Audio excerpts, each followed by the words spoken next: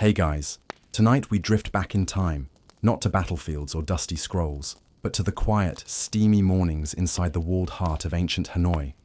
The city hasn't fully woken yet. You can feel the fog sliding off the Red River like a silk scarf being tugged from a sleeping shoulder. The air carries that dense, earthy scent of old wood and wet soil, mixed with something warm and nutty, maybe a hint of jasmine rice steaming just around the corner. You're not walking through a market or paddling through rice paddies. No, tonight you're the king. And yes, you probably won't survive this. At least, not if you accidentally offend the astrologer or eat the wrong fruit out of order. So, before you get comfortable, take a moment to like the video and subscribe, but only if you genuinely enjoy what I do here. And hey, post your location and your local time in the comments. I'm always curious who's listening and when. Now, dim the lights, maybe turn on a fan for that soft background hum, and let's ease into tonight's journey together. You're stretched out beneath a canopy of dark wood beams, lacquered so smooth they reflect the golden threads of morning light slipping through carved shutters. Crickets chirp softly beyond the stone walls, though even they seem to know it's too early for drama. You're still half covered in a silk blanket embroidered with dragons mid-fight, probably a metaphor for court politics.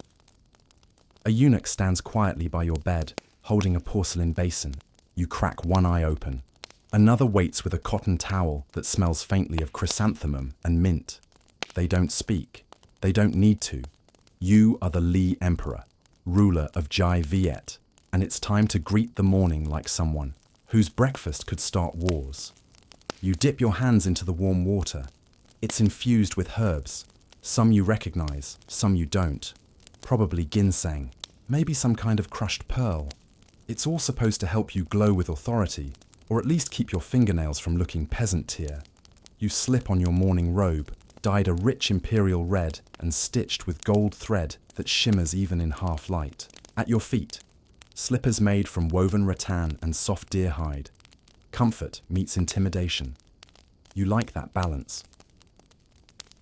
As you walk the short hall into the small inner garden, morning dew coats the stepping stones. Lotus flowers nod sleepily in the pond beside you, dragonflies already darting between them. The palace is waking up, but slowly, cautiously, as if everyone knows your mood can shift with the wind. A court musician plucks at something stringed in the distance, probably rehearsing for your walk to breakfast soundtrack. It's the same two notes he always plays, so slow and breathy it could almost lull you back to sleep if it weren't for the low, rumbling scent of rice. Not just any rice. No, this is XOI, glutinous rice steamed over banana leaves, infused with pandan leaf essence, and maybe even flecked with crushed mung bean. And there's a difference. Peasants eat rice because they have to. You eat it because your ancestors demand it, and because it's been prepared by someone who hasn't blinked in 20 minutes for fear of oversteaming. Historians still argue whether the king's breakfast was purely for sustenance or more, of a ritualistic performance. But you know the truth. It's both. Each bite has to prove that you're in control, not just of your body, but of the entire world beneath your feet. You lower yourself onto the broad, lacquered chair at your breakfast table, which sits beneath a small wooden awning carved with phoenix wings. A servant bows so low their forehead nearly hits the polished floor, then slides a warm tray before you.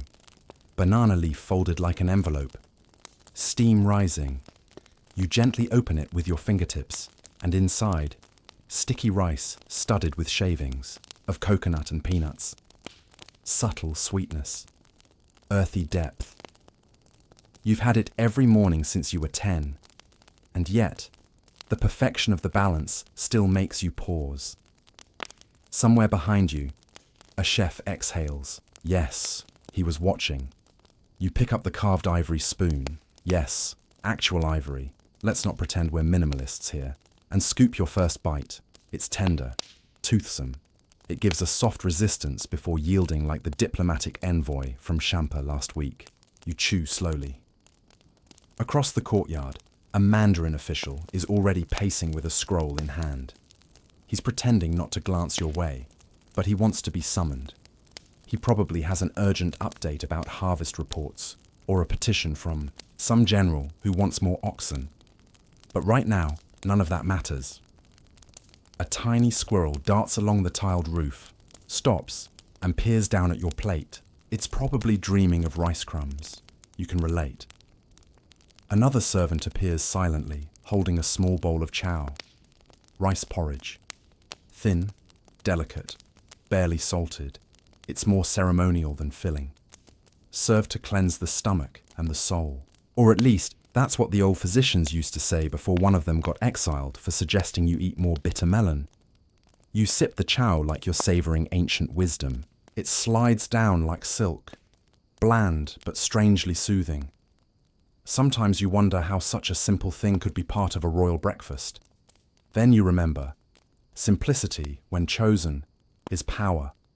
When you can have anything but you choose restraint, everyone pays closer attention. A bird sings from the rafters, one of those tiny warblers that never seems to get tired. You wonder if it knows who you are. Probably not. But in this moment, it sings only for you. And just as you set down your bowl, the eunuch to your right, still silent, still calm, places a covered dish before you. The lid is lifted with the same reverence usually reserved for unveiling sacred scrolls. And there it is, a perfectly grilled piece of chakai, catfish marinated in turmeric and galangal, resting on a bed of herbs so fragrant it could resurrect your ancestors. You lean in, inhale. There's dill, scallion, and maybe a sprig of coriander. The smell hits you like a gentle slap. Not painful, just a reminder that life is delicious. You don't speak, you just nod slightly. That's enough. The entire palace exhales. You stretch a little as you rise from your lacquered breakfast chair. The soft creak beneath your feet echoes faintly in the open courtyard, and the palace's gentle rhythm begins to pick up. You know what's next. Morning rituals. You're not just a king after all. You're the axis of the universe, or at least, that's what everyone's paid to believe. Around you, the palace architecture whispers in wood and stone. Narrow hallways and open archways were designed not just to look regal, but to carry sound. A king's footsteps, the swish of his silk robe, the distant clang of bronze gongs, into the bones of every servant and official. You can't walk anywhere without making the walls nervous. This morning, the attendants have laid out your ceremonial attire. Not the heavy war armor, not the imperial meeting garb, just the ritual dragon-laced robe made from deep midnight blue silk with golden embroidery curling along the edges like waves around an island. Dragons, always dragons. Their jaws wide, their eyes wild, claws gripping the hem like they're about to pounce on your ankles. You slide into it slowly. The silk is cool to the touch, but warms instantly against your skin. It flows like water, but it weighs like responsibility. That's the point. Every stitch is a reminder. You wear the nation now. Your eunuchs move like ghosts, adjusting folds, pinning clasps, tucking tassels. They've done this every morning since you turned 13, when your father first handed you the ancestral seal, with a hand that trembled only slightly. One of them, the oldest, Tu, is missing part of an ear. Legend has it he lost it correcting. A crown placement, one rainy morning under the last king. You try not to stare. Then comes the jade comb. You sit, and your hair, still long, still black, those streaks of silver now glint in the light, is brushed until it flows like ink. It's not vanity, it's ritual. The act of preparing the body to meet the day is an offering in itself. Chrysanthemum. Water is poured once more, this time in a thin silver basin etched with phoenixes. You rinse your fingers, then splash a few drops on your face. It smells fresh, almost too floral, like someone tried to squeeze a bouquet into a perfume bottle. You blink a few times, letting the coolness sharpen your senses. Sleep is officially banished, and now comes the hand scroll. Every morning after dressing, an attendant offers you a single strip of parchment. Nothing longer, nothing more. Just one verse of poetry. sometimes a Confucian proverb, sometimes something from the old epics, the ones you only half read as a child, bored in the library while your tutors tried to turn you into a philosopher. Today's reads, "He who rules the morning meal rules the rice paddy." You smirk. It's either a metaphor about agriculture or just your chef's way of reminding you not to skip breakfast. Outside your chamber, the world has shifted. Musicians hum softly. Courtiers are assembling. The sun is now fully awake, casting gold over the inner courtyard tiles. The frogs in the palace pond have gone quiet, perhaps sensing the weight of protocol descending like a monsoon cloud. You pass under the awning and into the hall of the morning drum. It's not huge, just big enough to remind people that even your morning walk is more choreographed than a royal wedding. And in the centre, there it stands, the great bronze drum, waist high and carved with images of warriors, birds, and rice stalks. You touch its rim briefly, not for luck, but for continuity. Every emperor has done this since the Li dynasty began. A eunuch strikes the drum once, then again, low and slow. The sound reverberates like a heartbeat through the tiled floors, up the wooden columns, into the ribs of every courtier waiting beyond. Then you walk. Each step lands soft and deliberate. Your embroidered slippers glide over the inlaid patterns, dragons chasing clouds, lotuses blooming between swirling waves. A few petals from a Bodhi tree drift down from above, landing in your path like nature itself has joined the ritual. The Grand Vizier greets you with a nod, eyes down. He holds a tiny tray, not of food, but of small clay tablets inscribed with celestial alignments. He's already consulted the astrologers. Today's reading is neutral favorable, which means you probably won't die before dinner. Historians still argue whether these daily readings held true sway over decisions, or were just the vizier's way of hedging bets. You like to think they're 30% tradition, 70% office politics.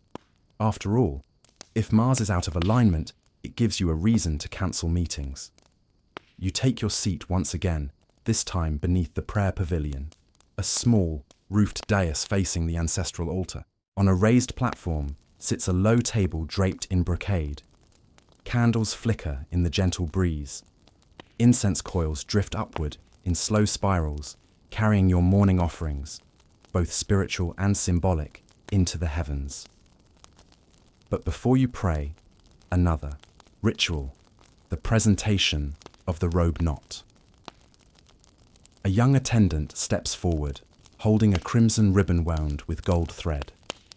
This knot is symbolic. When tied properly across your waist, it signals to the court that the king is in control of his mind and spirit. When tied sloppily, it's a sign you probably fell asleep mid-scripture again. You accept the knot, loop it with practiced ease, and tie it firmly, not too tight. You'll be eating more. A monk watching nearby gives a small approving nod. You might have just passed his entire weekly test of royal stability. Now, you face the altar. Your ancestors' tablets sit upright, their carved names facing you in rows of solemn dignity. You light 3 sticks of sandalwood incense and place them gently into the bronze vessel.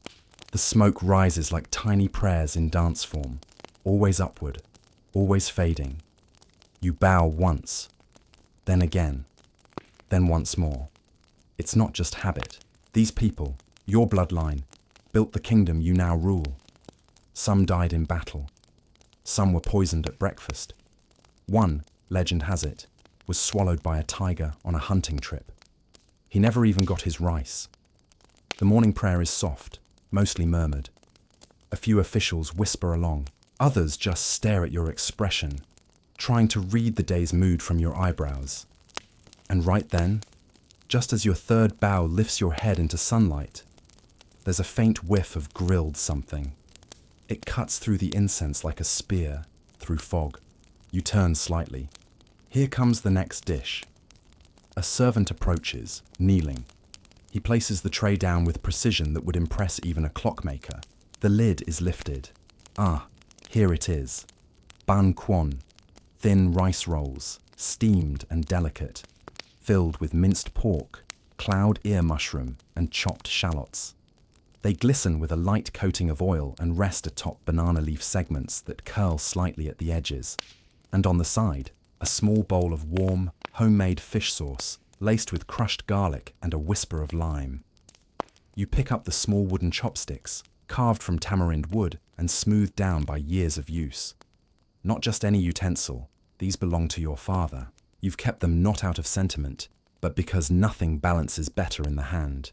You lift one roll, careful not to tear its fragile wrapping. Dip it lightly into the sauce. Bite. Oh, it melts. The roll collapses into a soft tangle of meat and mushroom, while the sauce floods your senses with savory sour heat. You pause. That's new. A little extra garlic, maybe. Or someone roasted the shallots longer than usual. You raise an eyebrow. Somewhere in the kitchens, a chef holds their breath. You nod once.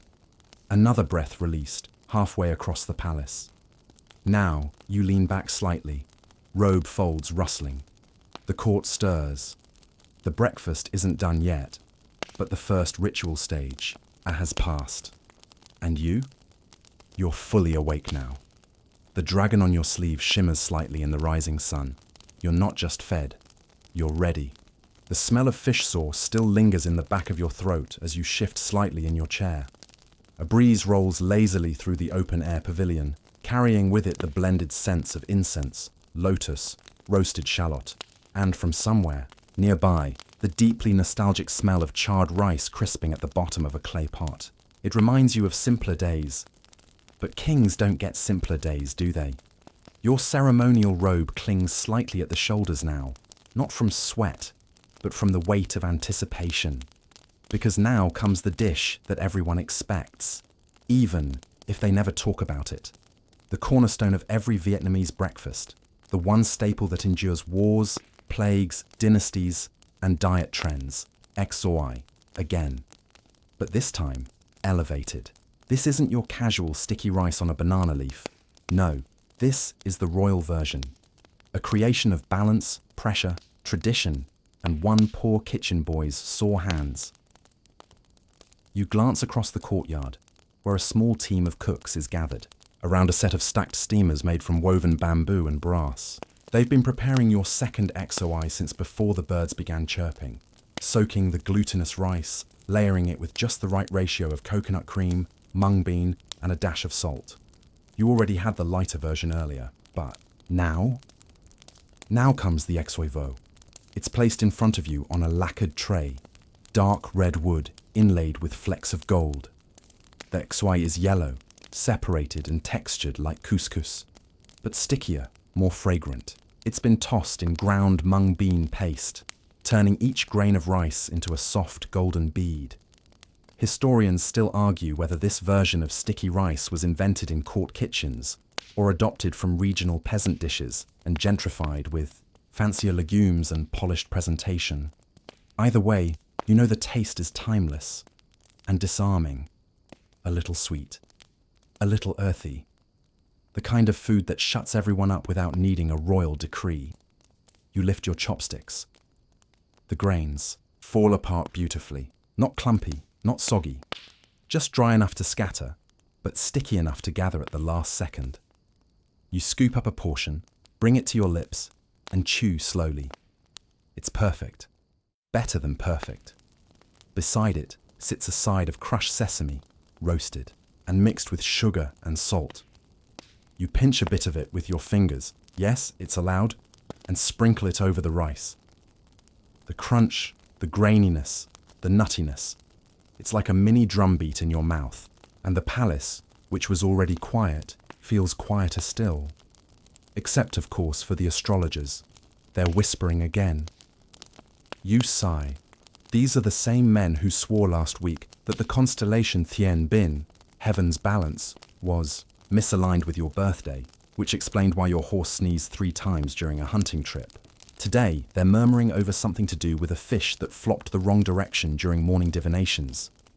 You raise a hand without looking. That's enough. They bow in unison and step back. Their timing, at least, is impeccable. Another, Eunuch approaches, kneeling.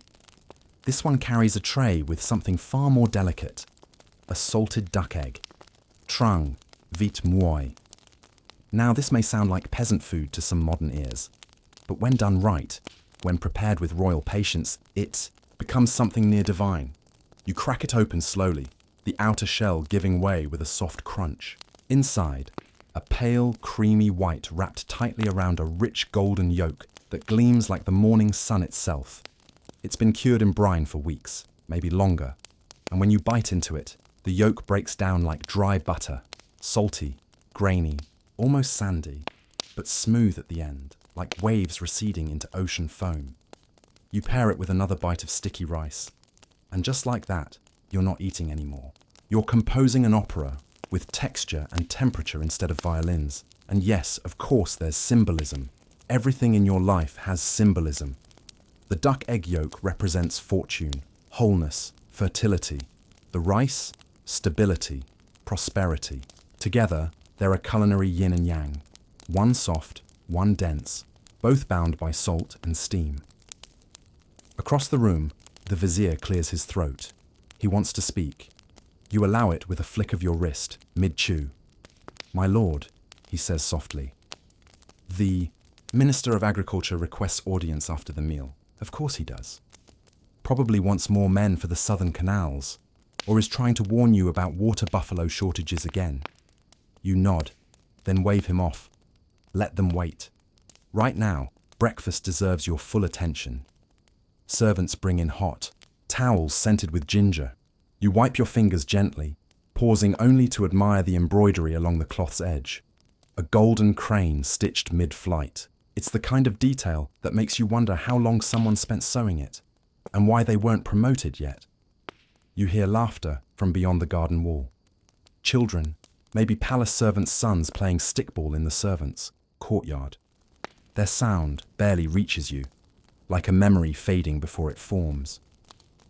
You sip from a ceramic cup, plain white, surprisingly heavy. It holds a warm rice drink, nuoc gao rang, toasted rice water, brewed overnight and warmed just before serving. It's simple, earthy, not sweet, not bitter, just honest. And that's rare in a place like this. You finish your salted egg and set the chopsticks down. Another servant, this one young, maybe 12, slides in beside you, carrying a clay pot sealed with wax. He looks terrified. You give him a tiny smile. He relaxes by exactly 4%. The pot is opened with ceremony. Inside, chao ga, chicken, congee, slow cooked for hours until the rice has become a smooth, savory pudding. It's flavored with ginger, spring onions, and a few delicate shreds of chicken, likely a black-feathered bird raised in the northern hills. You take a bite.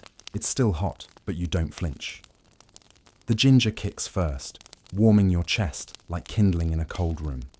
Then the rice, silky and rich, sliding down your throat like velvet. Finally, the chicken, tender, shy, whispering its way through the aftertaste. This is more than breakfast. This is legacy, distilled. Somewhere in your peripheral vision, a large parchment scroll is being carried toward you. Ah, the palace records. You sigh, deeply. Not yet. You point to the pot. Another bite. Now the salt hits differently, sharper. The onions more pronounced. The flavors evolve, as if the congee has decided to speak in a deeper voice the second time around. Historians still argue whether kings were given multiple versions of the same dish, flavored subtly differently to match the hour, the mood, or the stars. You think maybe it just depended on which cook was on duty. Either way, you appreciate the nuance. You lean back once more, staring at the rising smoke curling above the prayer altar. Breakfast is no longer just a meal. It's a rhythm, a liturgy, a gentle dance of flavor, texture, time, memory, and power. And it's only getting started, because next, of course, comes the fruit tray. But you already knew that. Your breath slows as the final traces of chicken congee warm your belly, and just like clockwork, or rather, sun shadow stickwork, a hush settles over the courtyard. You know what's next. It's not just dessert, it's a ritual in symmetry, a statement of harmony between land, spirit, and appetite. You glance to your left, where a servant, barefoot and deliberate, approaches with the fruit tray. It's not a tray like a modern one. It's a whole production. A broad bamboo platter sits on a carved jade pedestal, carried by two men whose forearms look like they wrestle tigers in their spare time. They kneel and lower it onto the side table with such careful balance, you half expect a gong to sound afterward. The fruit isn't thrown on randomly. No, no, no.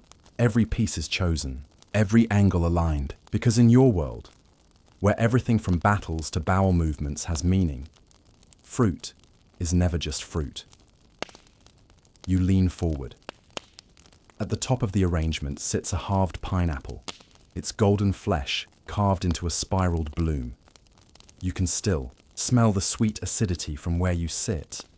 The leaves have been braided like the hair of a noblewoman, cascading elegantly off the edge.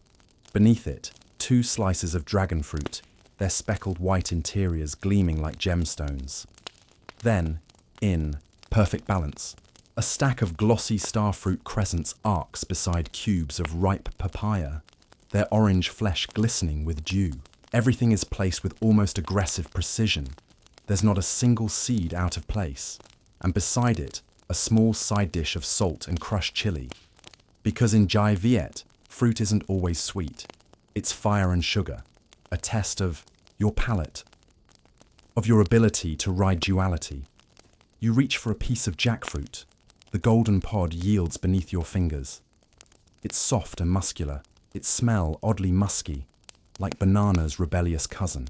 You chew slowly, feeling the tension ease from your jaw, your shoulders, even your temples. And then you do something no one expects. You reach for a second piece. Across the pavilion, a steward looks alarmed. 2 fruits? Before mid-ritual prayers? Scandalous. You smile without showing teeth. You're the king. You get 2 pieces of jackfruit if you want. You pick up a sliver of green mango, dip it into the salt chili mixture, and take a bite. Boom, it hits hard. Sharp tang, sour punch, followed by the salty heat of crushed chili. You blink once, maybe twice, you don't wince. But inside, your mouth lights up like a battlefield. That's the point. Fruit for kings isn't just flavor, it's courage. Not every ruler could handle the bitterness of green guava or the strange numbing sweetness of longan berries. You once heard a foreign ambassador describe lychee as a grape that got lost in a perfume store. He wasn't invited back. The banana, small, fat, perfectly ripe, is served last, always last. A sacred rule. Bananas symbolize fertility, strength, and continuity, plus they're easy to peel. And let's face it, the last thing a ruler wants is to wrestle with a fruit skin and lose in front of 30 officials. You peel slowly, each fibrous strand coming off in one smooth motion. The fruit is dense, warm from the morning sun, almost custardy in texture. You eat it in 3 bites. It's a silent, elegant ending. You rest your hands on the arms of your chair. Then, you remember, there's one more. A delicate bowl is placed before you, covered in lotus leaves. You remove them gently and find pomegranate seeds gleaming like rubies. Now here's the thing. Pomegranates are not native to Jai Viet. They were brought by traders, maybe Persians, maybe Chinese, and their exact path is still a mystery. Historians still argue whether the first Vietnamese king to taste one knew what to do with it. Some records say the seeds were mistaken for gemstones and nearly offered at an altar. You pick up the small bronze spoon and scoop up a mouthful. The seeds burst, tart, juicy, tiny explosions in your mouth. It's messy, royal, ancient. You close your eyes and chew slowly, the red juice sliding over your tongue like poetry you haven't read yet. You lean back and exhale. The fruit tray is complete, but your thoughts are already drifting. Because now, you think of what's missing. You glance sideways at the empty corner of the tray. Durian. Yes, the forbidden king of fruits, banned from most temples, loved by the South, hated by courtiers who can't stand the smell.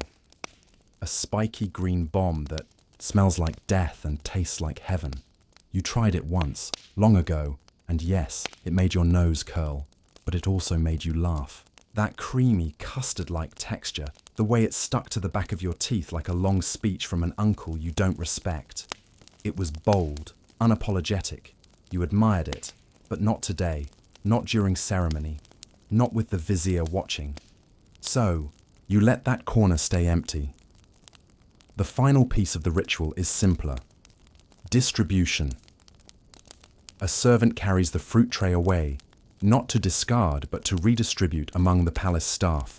The pieces you touched are set aside. The untouched ones, offered to monks, musicians, attendants. It's symbolic. It says the king shares, that his hands, touched by heaven, bless even mango slices. You sip water now, cool, infused with pandan and lemongrass. It cuts the fruit sugar gently, like a fan dispersing heat. You are no longer eating. You are resting. But not for long. Because just outside the ceremonial gate, the kitchen is preparing something else. And this time, it might crawl. You rest a hand on your stomach, not quite full, but certainly satisfied. The fruit sits lightly in your belly, sweet, balanced, calming. But you also know what's coming next. It's the part of breakfast that separates the royal from the merely noble, the delicate from the daring. This is the test. There's a rustle beyond the wooden screens, quick footsteps, hushed voices, the unmistakable scrape of clay pots being carefully lowered onto stone. And then, silence. The still before the storm. Kind of silence. A servant kneels and gestures respectfully for your attention. He's trembling just slightly. You give a tiny nod. He signals, and the next course enters the scene like a parade of misfits. This is where things get interesting. The tray is set before you without a word, and as the lid is lifted, the scent hits you first. Nutty, smoky, earthy, and unmistakably insect-like. You've smelled it before, years ago, when you were barely tall enough to reach the breakfast table. Back then, you flinched. Today, you're the emperor, and emperors do not flinch at breakfast. On the tray are small mounds of roasted silkworm, pupae. They glisten under a thin coat of oil, their segmented bodies curled as if still mid-transformation. Scattered between them, like confetti, are fried lemongrass strands and a light dusting of chili salt. They're not here for flair. They're here to prove you can handle what your ancestors ate without complaint. Beside the pupae, laid out on a dark banana leaf, are skewers of grilled frog legs, marinated in turmeric and fish sauce, seared until crisp along the edges. Their tiny bones poke out like miniature handles, waiting for your fingers. You glance down the tray, a clay dish filled with crispy crickets, roasted and seasoned with perilla leaves and garlic. You remember that these are harvested in the early morning, when the dew makes them sluggish and easier to catch. Smart, brutal, efficient. Your chopsticks hover. Some historians romanticize the royal diet as nothing but lotus tea and silk-draped fruit. But you know the truth. True power means having the stomach for everything, especially the stuff that looks back at you. You pick up one silkworm pupae. It's warm, yielding under pressure. You bite. It bursts slightly, nutty, almost buttery, with a faint earthy bitterness like oversteeped tea. Not unpleasant, not thrilling, just real, like eating memory. You follow it with a sliver of pickled ginger. The acid cuts right through, the density restoring balance like a perfectly timed gong beat in a royal melody. You move to the frog legs. Now these are different, lean, almost chicken-like, but more delicate. The skin crackles between your teeth. The flesh pulls away easily, like tender fish. It's marinated in something sharp, rice vinegar maybe, and just enough turmeric to stain your fingers with a soft yellow hue. It's strange, eating something that looks like it should leap, but now can only crunch. You eat another, and another. And somewhere across the courtyard, a group of young scholars is pretending not to stare. They've heard stories of royal bravery, of generals who rode elephants into war. But today, you're demonstrating courage with your mouth. The crickets, they're next. You pinch one gently. It's curled like a comma, legs tucked, wings crisped into almost nothing. You pop it into your mouth whole. Crunch, surprisingly light, slightly smoky. The garlic hits first, then the nuttiness, then a faint hint of grass. You think of peasants harvesting these at dawn, scooping them from rice paddies or bamboo traps. How something so small, so overlooked, can find its way to a golden tray in a king's hands. Historians still argue whether these bug courses were truly delicacies or just exotic novelties, served to show the ruler's connection to common folk. You think it's both. You're not just a king of scholars and warriors, you're a king of rice paddies and riverbanks. If the people eat crickets, then so shall you. Except yours come with chili flakes. Now, to balance it all, a bowl of hot soup is placed before you. It's clear, steaming, filled with thin mushroom slivers, spring onions, and something darker floating just below the surface. You recognize it instantly. Snail broth. Yes, actual freshwater snails, collected from the muddy canals outside the city, soaked, cleaned, steamed, then boiled slowly into a light broth. It smells faintly briny, like the river came to tell you good morning. You sip. It's clean, salty. Hints of lemongrass and galangal swirl around your tongue. You fish out one snail with your chopsticks, twist it from its shell, and chew. It's chewy, resilient. A bit rubbery, yes, but there's an honesty to it. You feel like you've earned this bite. You sit back and let it all settle. The textures, the flavors, the knowledge that you've just eaten 3 species' most nobles wouldn't touch with a ceremonial sword. And somewhere deep in your memory, your grandmother's voice drifts in. A true king doesn't just eat. He digests history. Maybe that's what this is. A slow digestion of your land's strange, stubborn beauty. But before you can reflect too long, a surprise arrives. A new dish. The servant looks nervous. He holds a bowl wrapped in silk, as if carrying a sacred object. You raise your eyebrows. He kneels and unwraps it slowly. It's small, round, covered in sticky rice flour. A fermented egg custard dumpling. Now this is rare. Even you don't. Get this every morning. The custard is made from duck eggs, palm sugar, fermented rice milk, and a whisper of banana flour. It's wrapped in sticky rice, then steamed inside a banana blossom petal. You pick it up with your fingers. It's soft, warm, breathing sugar. You bite, and for a moment, everything disappears. The drum beats, the astrologers, even the frog legs. Just sweetness, rich, slightly sour, creamy like milk drawn from a dream. You close your eyes and let it sit. This is the moment, the one your chefs strive for, the one where food becomes memory, the one where a king stops ruling for just long enough to be human.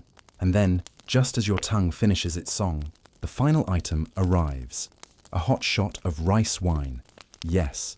You're still at breakfast. Yes. It's barely past sunrise. Yes. You're absolutely going to drink it, because this isn't just wine. It's komru, fermented sticky rice, aged in bamboo, casks, filtered through silk, spiced with clove and cinnamon bark from the northern mountains. It's not a drink, it's a ceremony. You raise the cup to your lips, breathe in and drink fire, sweetness, earth. It slides down your throat with a burn that says, "Wake up, Emperor." You set the cup down gently. The breeze shifts, and just like that, the plate of bugs, the custard dumpling, the frog legs, they all feel like a dream, but a good one. You've passed the test, and breakfast is just getting started. Your fingers linger on the rim of the empty rice wine cup, its warmth still kissing your palm. You let out a slow breath, not a sigh of exhaustion, but one of deliberate pacing.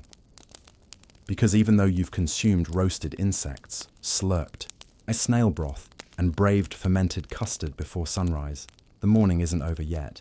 Not for a king, and certainly not before the arrival of the fruit tray's twin sister, the ancestral fruit offering, also known among your staff as the tray that you don't touch unless you want to wake up cursed. Across the courtyard, two attendants step forward in perfect synchronization, each holding the edge of a low wooden platform no wider than your lap, but more ornate than your entire hunting lodge.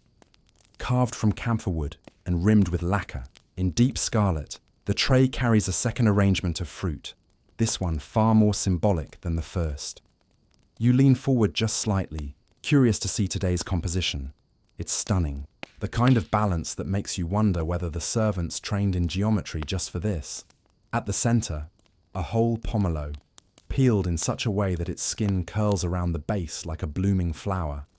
Thick, waxy rinds spread out like petals protecting the jewel inside.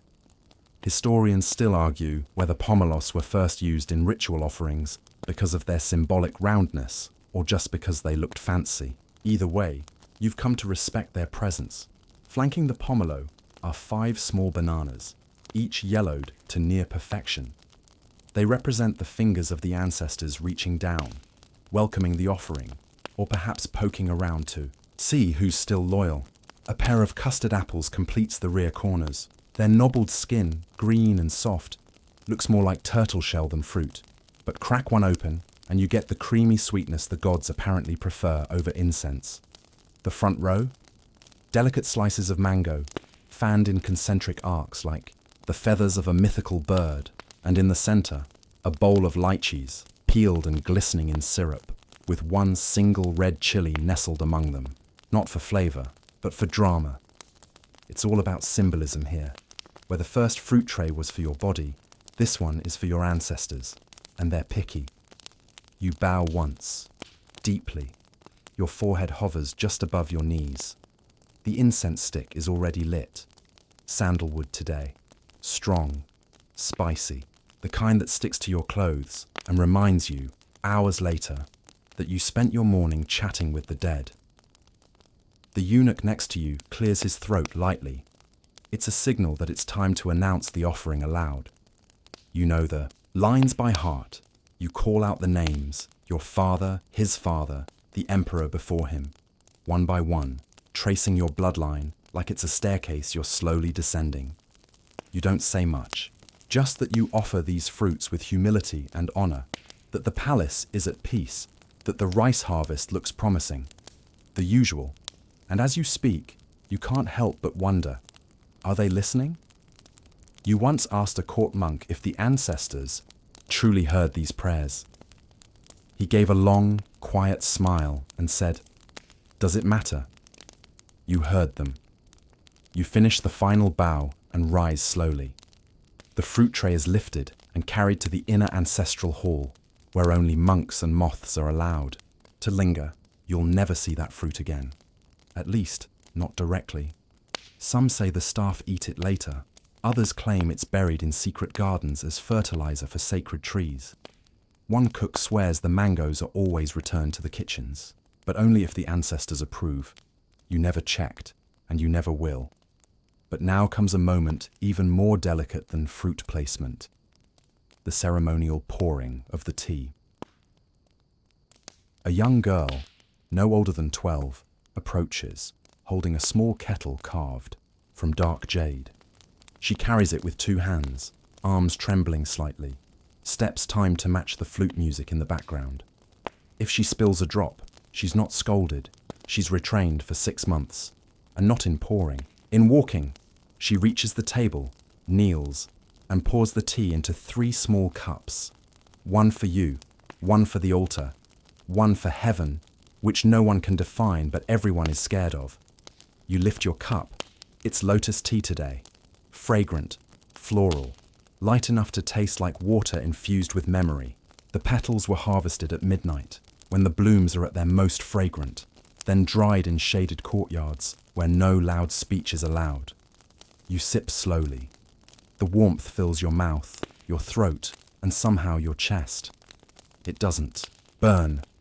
It glows. You glance at the altar. A drop of tea is offered.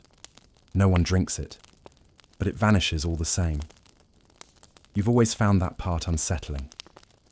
As you finish the tea, a quiet gong sounds in the distance. One tone, deep, resonant, the sound of transition. Now, it's time for something else. The final part of the spiritual ritual, the phoenix tray. Yes, you're still at breakfast. But this one isn't for eating. A small round table is placed before you, its top shaped like the wings of a phoenix in mid-flight. On it, offerings of flowers, wrapped rice paper scrolls, and carved sugar animals, symbols of the things you wish for: health, rain, loyalty, and maybe fewer meetings with the Minister of Finance. The sugar figures are intricate: a horse mid-gallop, a crane in flight, a turtle with a scroll on its back. You pick one up, the turtle of course, and hold it gently between thumb and forefinger. Its sugar shell is hard, glossy, dusted with rice flour. You crack it between your molars. It shatters with a snap. Inside, a tiny scroll of rice paper, rolled so tightly it looks like thread. You unroll it. 4 characters. Vin Thin, eternal prosperity. You smile, and yes, it's probably chosen ahead of time. But that doesn't stop it from feeling like magic. The phoenix tray is removed.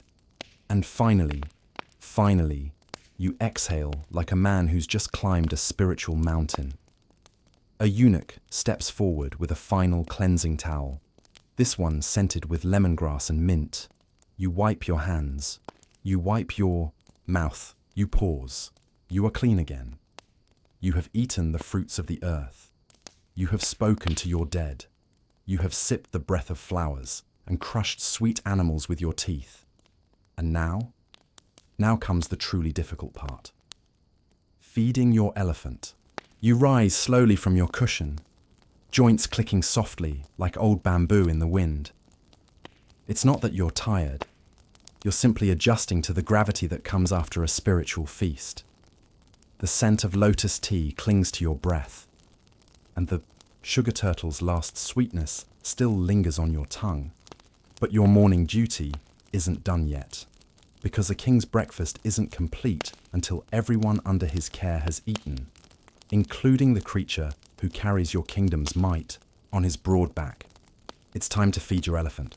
No trumpets, no drama, just quiet footsteps and a subtle shift in the air that tells the palace staff something is about to move that weighs more than 100 men. You cross the garden walkway, under the weeping bamboo fronds, and toward the royal elephant pavilion, a long shaded structure near the outer edge of the palace complex, where your prized beast waits patiently. He's not just a war elephant, he's your most symbolic companion, a beast of burden, yes, but also a living monument to strength, memory, and patience.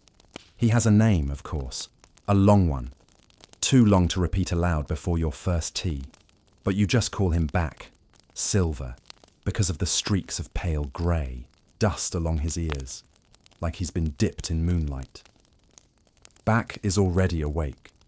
You hear him before you see him, a low, slow breath, a grunt, the faint rattle of his harness shifting as he stretches, and then, there he is, towering in the mist, his eyes calm but intelligent, like he's seen too much war to care about much beyond bananas. His handler, a wiry man named Lan, bows deeply as you approach. He's been with Back since both of them were young, and it shows. The two move like extensions of each other, like old friends who stopped bothering with language because a raised eyebrow is enough. Laid out in front of Back is his morning platter, if you can call something that weighs half a man a platter. It's a spread that would confuse modern zookeepers but makes perfect sense here. First, bananas. Dozens of them. Small, fat, perfectly ripe. peeled halfway and laid in neat rows. Back's trunk reaches forward with practiced precision, plucking one, curling it into his mouth and chomping down with a wet, papery crunch. His eyes close slightly in pleasure. He's been waiting all morning. Second, coconut meat. Thick slices, still wrapped in slivers of shell, stacked like ivory tiles. You watch as Lan feeds him piece after piece. Back chews slowly, thoughtfully, like a nobleman mulling over a treaty. Third, rice balls. But not just any rice balls. These are fermented, packed with black sesame and soaked overnight in a mixture of honey and rice wine. They're slightly sour, slightly sweet, and very sticky. The kind of treat a war elephant earns after a long campaign, or, in today's case, a well-behaved morning. Back chomps down 1, 2, then 3 rice balls in a row. You swear you see him smirk. You step forward and hold one out yourself.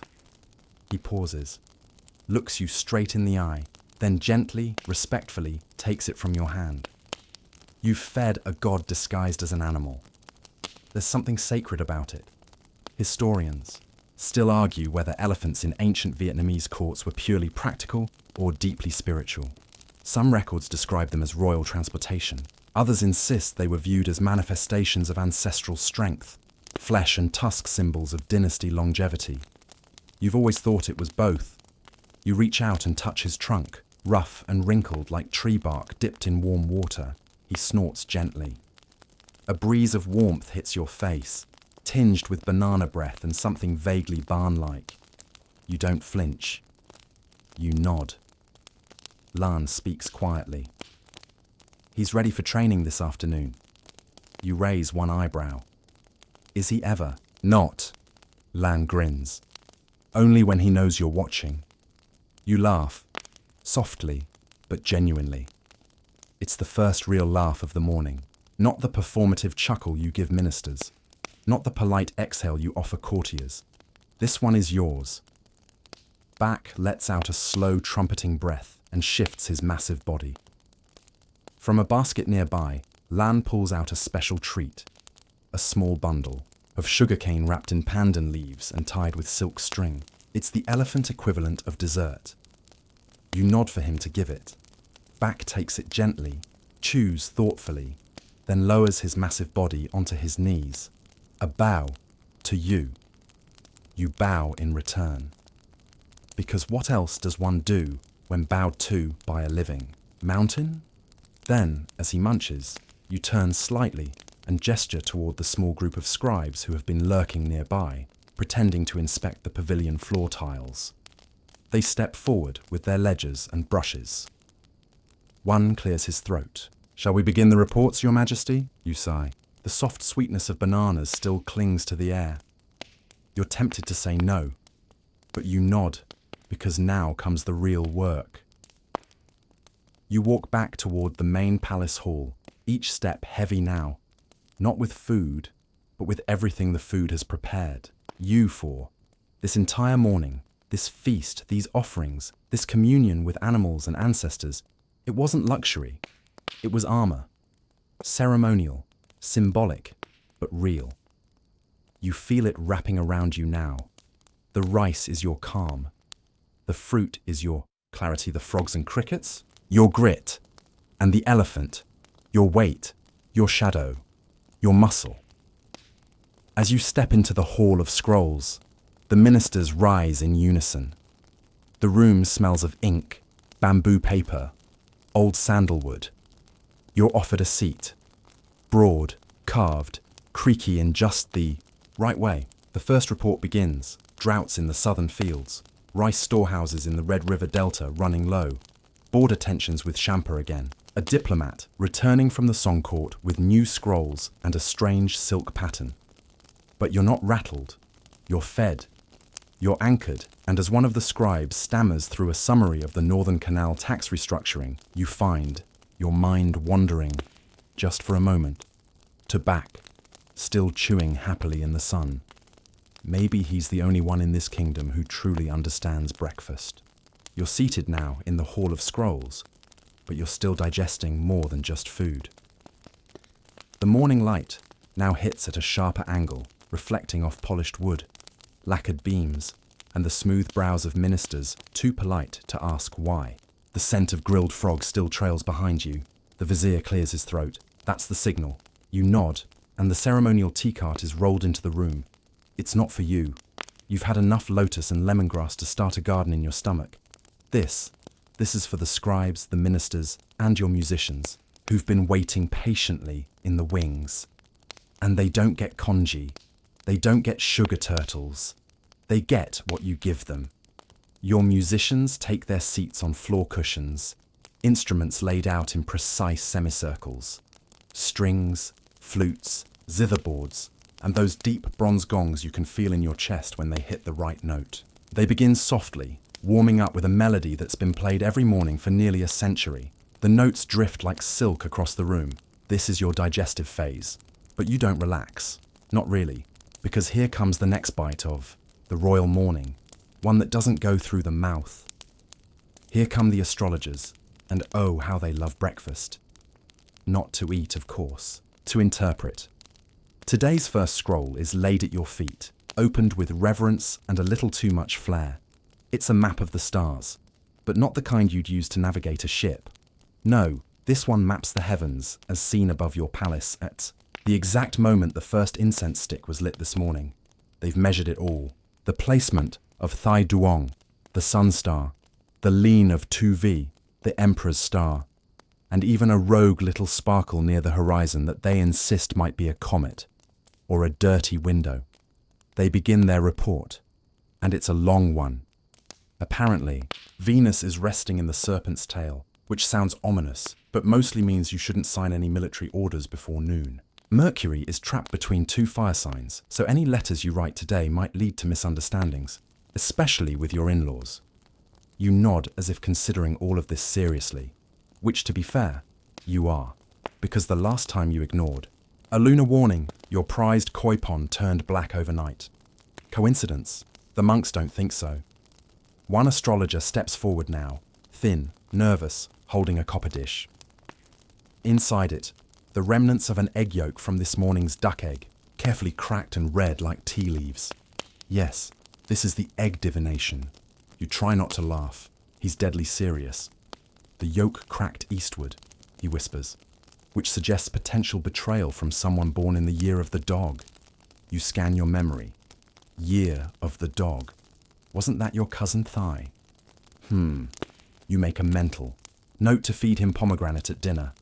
It's considered purifying. Now, one of the senior monks approaches. Not a young novice, but one of the old ones, whose head is more wrinkled than scalp, and who smells permanently of smoke and sandalwood. He speaks only when absolutely necessary. And today, he speaks. He gently places a wooden tray before you. Atop it, a single ceramic cup with steam gently rising from the surface. You recognize it instantly. Tien Tra, immortal tea. It's brewed from herbs gathered in the mountains during the spring equinox, dried in secret caves, and steeped not with boiling water, but with sun-warmed dew collected from lotus leaves. Or at least, that's what the story says. You pick up the cup. It's warm, but not hot. You sip, and the taste? Almost nothing. Which is the point. It's not for flavor, it's for alignment. The monk watches you drink. You meet his eyes. For a moment, no one speaks. Then slowly he nods. The room collectively relaxes. Apparently, the king is spiritually digesting properly. You set the cup down, and the musicians transition into the second morning melody. A tune slower, deeper, more resonant. This one was written 200 years ago for a royal uncle who suffered chronic indigestion. It is somehow very calming. You lean slightly to your right, and a eunuch immediately places a silk cushion behind your elbow. Your robe's sleeves drape elegantly down like you're a waterfall of authority. And now comes one of the most bizarre traditions of the royal breakfast. The spoon balancing ceremony. Stay with me. This ancient practice, held only on days considered neutral auspicious, involves a servant bringing a small lacquered spoon and balancing it upright, on a pile of cooked white rice. If it stands still for more than 10 seconds, it's considered a sign of palace harmony. If it falls, minor chaos. Today, the servant is new. You watch as his fingers tremble slightly, holding the spoon upright, gently embedding it in the warm, fluffy rice mound. The rice quivers, the spoon trembles. 1 second, 2 seconds, 3. You feel the room inhale as one. The spoon tilts, it sways, then settles. It holds. 10 seconds pass. You smile, just slightly. A murmur of relief spreads like warm tea across the room. The spoon has spoken. The palace is in balance. Your vizier bows.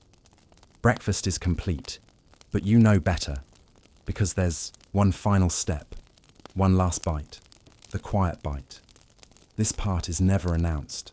It's tradition passed from king to king, whispered between generations like a bedtime story. You walk, alone, back to the private garden beside your chamber. The breeze has shifted, cooler now, the shadows longer, the birds less chatty, and waiting on a low stone table is a single sticky rice cake, wrapped in lotus leaf. No adornment, no garnish, no side dishes, just rice, sweetened with palm sugar, and, sometimes, nothing else. You sit, you unwrap it slowly. The leaf crackles. The steam rises. You lift it to your mouth, chew slowly, and in this moment, with no ministers watching, no astrologers talking about star alignment, no elephant waiting for bananas, you are not a king. You are simply a boy again, eating breakfast, before lessons, thinking about clouds, trees, and why the birds never seem to finish their songs. You swallow, you breathe, and the morning, finally, is done. The sweet rice cake lingers on your tongue long after the bite is gone. You sit quietly in your private garden, surrounded by silence thick enough to stir with a spoon. And for a moment, a brief, beautiful moment, you feel untethered. Not from your robe, not from your rank, but from expectation. But that doesn't last. Not for kings, because just as you place the lotus leaf neatly to the side, a rustle breaks the stillness. Not the rustle of robes, or trees, or wind. It's something heavier, familiar. The vizier is approaching again. He stops at the edge of the garden, bowing with more stiffness than reverence. You don't need a scroll to know what this is about. It's the weekly inventory report, the one that's always somehow both not urgent and requires your signature immediately. You nod. And with that one nod, your peaceful garden transforms into a war room, because this morning's next course isn't for you, it's for everyone else. You rise from the bench, brushing invisible dust from your robe, and head down the shaded corridor toward the royal granary pavilion, a high-ceilinged, shadowy structure designed less like a storage barn and more like a sacred vault. Why? Because rice isn't just food in Jai Viet, it's power. Gold can be hidden, jade can be stolen. But rice? Rice talks. Rice whispers through villages. Rice riots when it runs out. The granary keeper meets you at the door. His robes are simple, dyed deep forest green, and he carries a thick wooden ledger tied with red silk. He's so nervous you think he might drop it. He doesn't. "May I?" he says, voice thin as thread. You extend your hand. The ledger is placed in your palm like a sacred scroll. You open it.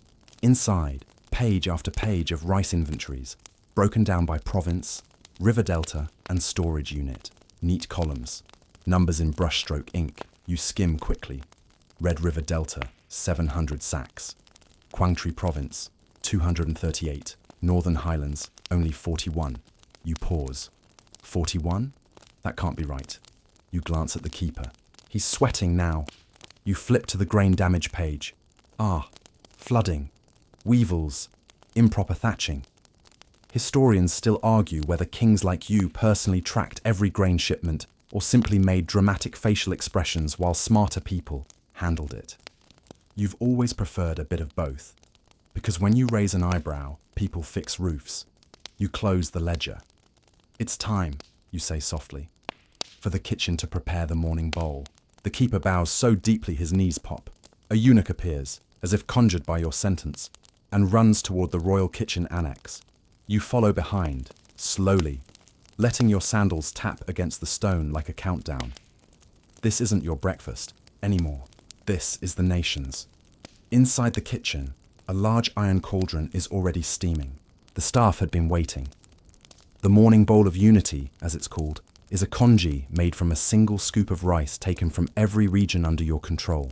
It's meant to remind you every day what feeds the people and what they offer.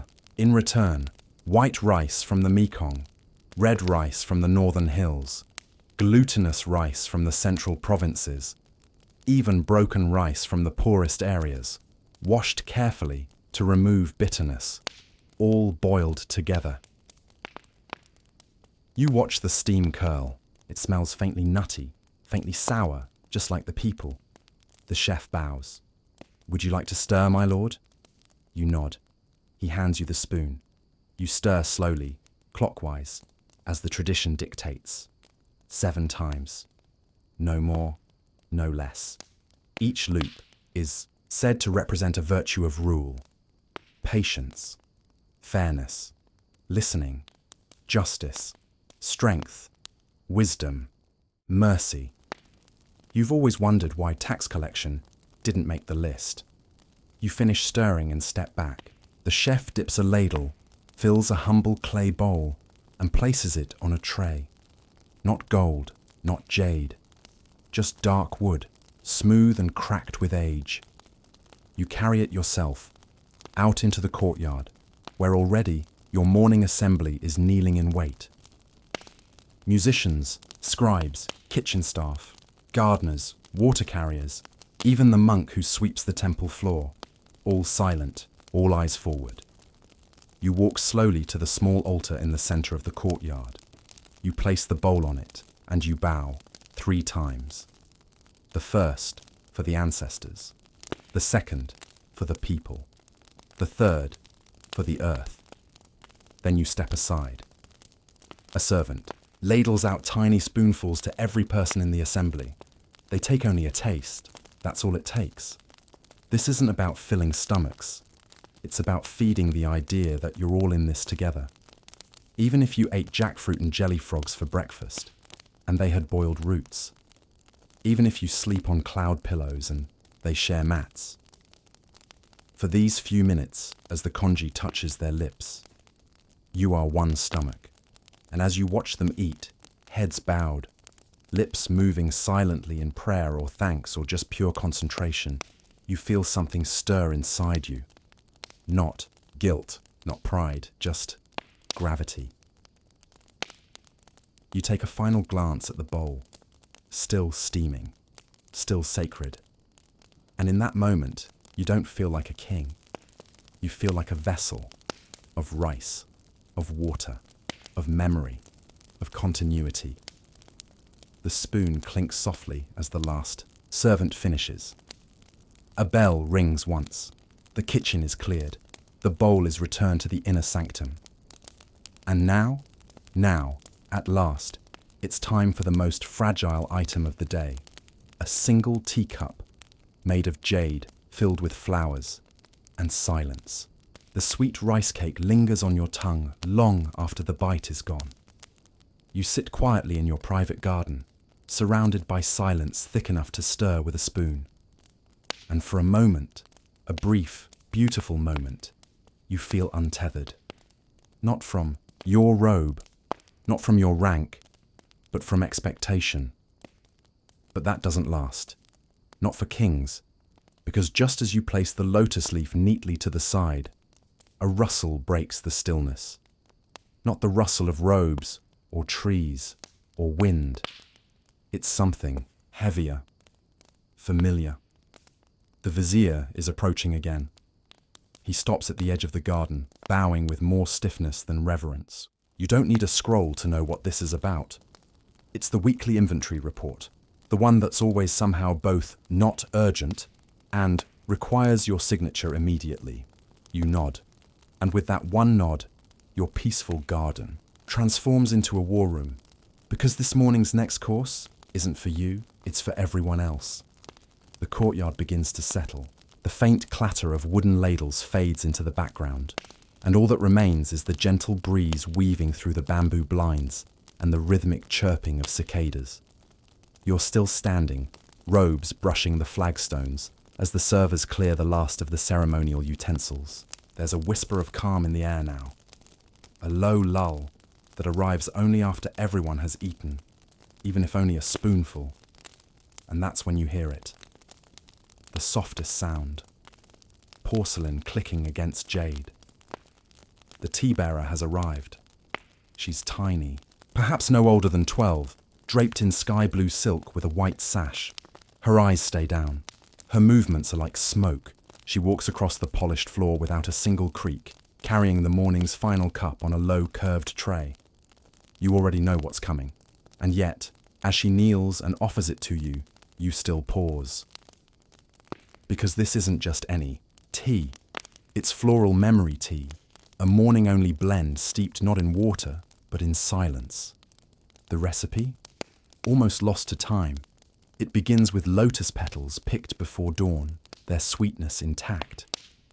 Add crushed chrysanthemum from the palace's southern garden, a slice of dried lychee for body, and finally, a delicate shaving of tamsen, lotus seed heart. Bitter and strange, the seed heart grounds the blend, keeping the sweetness honest. But what makes this tea special isn't just what's in it. It's what happens while it's served. Nobody speaks. Not the bearer. Not the scribes. Not the palace. Attendants. This is the moment of inner reflection, a pause built into every king's breakfast to allow him, not to think of politics or hunger or power, but of himself. You receive the jade cup in both hands. It's smooth and cold, carved from a single slab of light green stone, polished until the surface gleams like morning dew. Steam rises from the top in ghostly tendrils. It smells like the inside of an old poetry book, floral, faintly bitter, full of memory. You lift the cup to your lips and sip. It's warm, but not hot. The first flavour is sweet, too sweet, but it softens quickly. The chrysanthemum slides in behind the lotus, cool and medicinal. And finally, the lotus seed core bites down with a bitterness that stings the edges of your tongue, a reminder that even flowers have thorns. This is the taste of balance, the taste of a ruler's morning. As you drink, your thoughts wander, not to treaties or taxes, but to odd memories, a game of kotwong, elephant chess, with your father, which you lost in 3 moves. The first time you snuck into the kitchens and burned your fingers trying to flip a rice pancake. The night you watched the moon alone and cried without knowing why. This tea, it knows all that. It wants you to remember. And then, it's gone. You set the jade cup down. You close your eyes. You breathe. 3 times, each deeper than the last. When you open your eyes again, the garden has shifted. The light has moved. A bird flies overhead and lands on a fig tree with the confidence of a visiting dignitary. And the servant girl? She's already vanished, as if carried off on the steam she delivered. But of course, a king's peace is never uninterrupted. Just as you begin to savour the quiet, a young page scurries into the courtyard, breathless and red-faced. He falls to his knees. "Your Majesty," he says, "the altar priest. He requests your presence." You raise one brow. "Again?" "Yes, sire, there is an incident. There's always an incident." You rise, sighing into your sleeves like a man 10 years older than you feel. The floral tea has settled in your chest now, like a sleeping bird.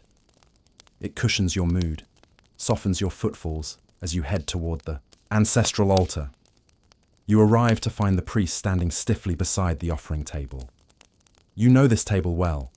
It's where your morning fruit offerings are placed, where incense is lit, where quiet prayers are whispered into ancient wood. But something is wrong. One of the incense sticks is bent, and not in the good luck way. The priest points. It leaned to the left, my lord, toward the west. You try not to smile. This man once fasted for 21 days over a cracked candlestick. He takes these signs seriously. What does it mean? You ask, mostly out of courtesy. He bows, eyes wide, either a call to action or a warning to rest. Classic. You take a step forward, examining the incense. The curve is slight, barely noticeable. You could have missed it entirely if you hadn't been told. You pluck it from the urn and plant a fresh one. Straight, proud, balanced. The priest watches, his anxiety melting just slightly. You bow once to the altar. The smoke rises. This too is breakfast. Not for your body, but for the... You rise from the bench, brushing invisible dust from your robe, and head down the shaded corridor toward the royal granary pavilion. A high-ceilinged, shadowy structure designed less like a storage barn and more like a sacred vault. Why? Because rice isn't just food in Jai Viet. It's power. Gold can be hidden. Jade can be stolen. But rice talks. Rice whispers through villages. Rice riots when it runs out. The granary keeper meets you at the door. His robes are simple, dyed deep forest green, and he carries a thick wooden ledger tied with red silk. He's so nervous you think he might drop it. He doesn't. May I? He says, voice thin as thread. You extend your hand. The ledger is placed in your palm like a sacred scroll. You open it. Inside, page after page of rice inventories, broken down by province, river delta, and storage unit. Neat columns, numbers in brushstroke ink. You skim quickly. Red River Delta, 700 sacks. Quang Tri Province, 238. Northern Highlands, only 41. You pause. 41? That can't be right. You glance at the keeper. He's sweating now. You flip to the grain damage page. Flooding. Weevils. Improper thatching.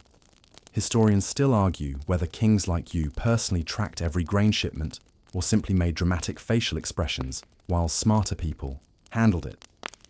You've always preferred a bit of both, because when you raise an eyebrow, people fix roofs. You close the ledger. It's time, you say softly, for the kitchen to prepare the morning bowl. The keeper bows so deeply his knees pop. A eunuch appears, as if conjured by your sentence, and runs toward the royal kitchen annex. You follow behind, slowly, letting your sandals tap against the stone like a countdown. This isn't your breakfast anymore. This is the nation's. Inside the kitchen, a large iron cauldron is already steaming. The staff had been waiting. The morning bowl of unity, as it's called, is a congee made from a single scoop of rice taken from every region under your control.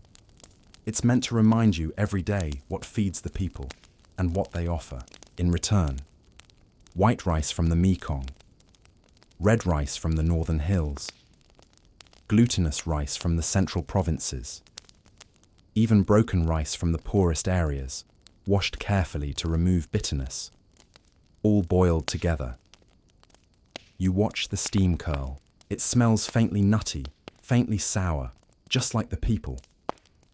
The chef bows. Would you like to stir, my lord? You nod. He hands you the spoon. You stir slowly, clockwise, as the tradition dictates. 7 times. No more, no less. Each loop is said to represent a virtue of rule. Patience, fairness, listening, justice, strength, wisdom, mercy. You've always wondered why tax collection didn't make the list. You finish stirring and step back. The chef dips a ladle, fills a humble clay bowl, and places it on a tray. Not gold, not jade, just dark wood, smooth and cracked with age. You carry it yourself, out into the courtyard, where already your morning assembly is kneeling in wait. Musicians, scribes, kitchen staff, gardeners, water carriers, even the monk who sweeps the temple floor. All silent, all eyes forward. You walk slowly to the small altar in the center of the courtyard. You place the bowl on it and you bow 3 times. The first for the ancestors, the second for the people, the third for the earth. Then you step aside. A servant ladles out tiny spoonfuls to every person in the assembly. They take only a taste. That's all it takes. This isn't about filling stomachs. It's about feeding the idea that you're all in this together. Even if you ate jackfruit and jelly frogs for breakfast, and they had boiled roots. Even if you sleep on cloud pillows and they share mats. For these few minutes, as the congee touches their lips, you are one stomach. And as you watch them eat, heads bowed, lips moving silently in prayer or thanks or just pure concentration, you feel something stir inside you. Not guilt, not pride, just gravity. You take a final glance at the bowl, still steaming, still sacred. And in that moment, you don't feel like a king. You feel like a vessel of rice, of water, of memory, of continuity. The spoon clinks softly as the last servant finishes. A bell rings once. The kitchen is cleared. The bowl is returned to the inner sanctum. And now, at last, it's time for the most fragile item of the day. A single teacup, made of jade, filled with flowers. And silence. You walk back slowly from the ancestral altar, the subtle taste of lotus seed still clinging to your throat when you spot it. A flash of yellow silk by the northern corridor. The light catches the fabric just enough to make it shimmer like mango, skin under the sun. Ah, she's here. The palace staff calls her by many names. The fruit ambassador, the morning sweetness, even Lady Jackfruit behind her back, which is both flattering and slightly cruel. But her official title, the Imperial Fruit Companion, it sounds ridiculous, but not in Viet, because this isn't some concubine draped in grapes for your amusement. This is a diplomatic role, part court entertainer, part ceremonial taster, part royal palate cleanser. Her job is to bring a second wave of fruits mid-morning, each one chosen not for nourishment, but for its emotional properties. Yes, you heard that right. Fruit in this part of your breakfast is about mood management. You once asked a monk if this was rooted in Buddhist practice or ancient superstition. He replied, yes, and that was the end of that. The fruit companion glides forward now, balancing a long lacquered tray across both palms. Her movements are rehearsed to perfection. You could set music to them. She kneels without a sound, places the tray on a silk cloth before you, then lowers her head. You nod gently, and she lifts the linen cover in one fluid motion. Beneath it, a new constellation of flavors. This is not the heavy, symbolic fruit of earlier. This is curated pleasure, artfully chaotic. A whisper of indulgence after a morning of virtue. Front and center, a delicate bowl of rambutan, hairy on the outside, glowing like jewels within. They've been peeled already, soaked in a light lemongrass syrup, and chilled on river stones until perfectly cool to the touch. Beside them, slices of green guava, not yet ripe, dusted with crushed salt and dried, chilly, not sweet but sharp, designed to wake up the tongue again, in case the floral tea lulled it too far into reflection. Next, longan fruit, served floating in a bowl of ice water infused with butterfly pea flowers. The water is a surreal shade of violet blue, so clear you can see the pale, translucent orbs drifting like jellyfish in a dream. And then, a surprise item, a whole persimmon, sliced but not separated, the skin polished until it shines like lacquer. Inside, the flesh is soft, like jam that never needed. A jar. Persimmon, they say, is eaten only when the king needs to feel forgiving, which may explain why it shows up whenever your cousin apologizes for anything. You pick up the longan first. It's cold, slippery, and bursts with soft sweetness on your tongue. You sip a little of the ice water afterward. It's almost too refreshing, like someone slapped your thoughts awake with a silk scarf. The fruit companion watches without watching. She's not here to entertain you with conversation. She's here to observe, to read your responses, your choices, your pauses, your winces or smiles. These are subtle signals the inner court will interpret all day. You take a slice of guava. It crunches like biting into stone fruit, but the chili hits fast, lighting up your mouth with a tingle that runs all the way to your ears. Your eyes narrow slightly. The companion nods once. She's taking mental notes. Then comes the rambutan. You lift one between thumb and forefinger, admire its translucent body, and pop it in. It's sweeter than it looks, tender, melting, like the inside of a peach that decided to become a candy. It's always your favorite, but you don't show it. Not outwardly. Kings aren't supposed to have favorites. Not in fruit, not in family, not in war. You reach finally for the persimmon. You bite. Soft, earthy, rich with a touch of bitterness beneath the sugar. You chew slowly, knowing full well what this choice suggests. You're in a generous mood. The vizier will be thrilled. The fruit companion rises. She bows again, deeper this time, and backs away with the empty tray. Her steps are silent. Her meaning clear. The message has been sent. Historians still puzzle over the presence of this mid-morning ritual. Some argue it was a remnant of charm influence. Others claim it evolved from Taoist philosophy, where flavor reflects inner harmony. One theory says it was just a clever excuse to test for poison after the main breakfast. You suspect it was all of those things, and none of them. It's just what kings do when they've got too many thoughts and not enough distractions. You rise from your cushion and step back toward the balcony, your eyes scanning the horizon beyond the palace walls. The fields shimmer, the sun climbs, and then, unexpectedly, you hear music. Not the morning melody, something different. A single flute, playing a quiet tune, strange, lilting, slow. You turn. A court musician stands alone under the shade of the Bodhi tree, eyes closed, flute pressed to lips. He doesn't know you're listening. The song is full of emptiness, not sorrow, not joy, just space, breath, like the sound of fog drifting. And suddenly, you're not in your body. You're in the rice fields. You're inside the kitchen. You're in the elephant pavilion. You're nowhere and everywhere, watching yourself from a mile away. The morning has been rich, complex, sacred, sweet, salty, bitter, spiced, textured. It has been you, and it is nearly over. You turn to head back inside, robes trailing, fruit on your tongue, and music in your bones.